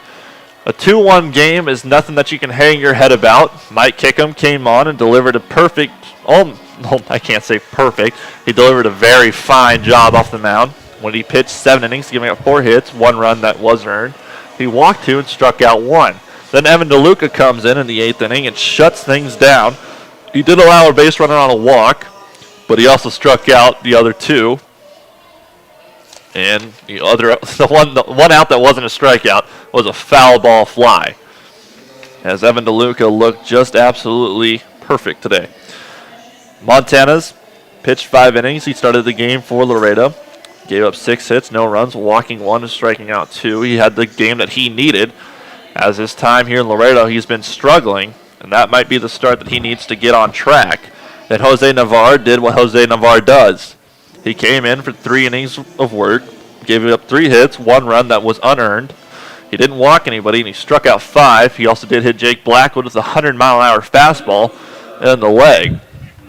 Again, the T-Bones strand 5 runners on scoring position. But we'll be back here tomorrow as this loss drops their record to 22-28 on the season and improves Laredo's to 30-21. It's been a pleasure to call this for you. This is Sam King. I'll be on the air for this entire trip as we are continuing this 4-game series in Laredo that will conclude on Thursday Then we'll head to Joplin for a 3-game series, Friday through Sunday. And then the off day comes on Monday. Then you're going to hear your familiar voice that you've come to love and know, Nathan Moore. You won't have to suffer through me much longer as he'll take you through that 3-game series with Lincoln. Again, we'll be back here tomorrow at 7:05 on the T-Bones Broadcast Network. This is Sam King telling you to stay safe out there.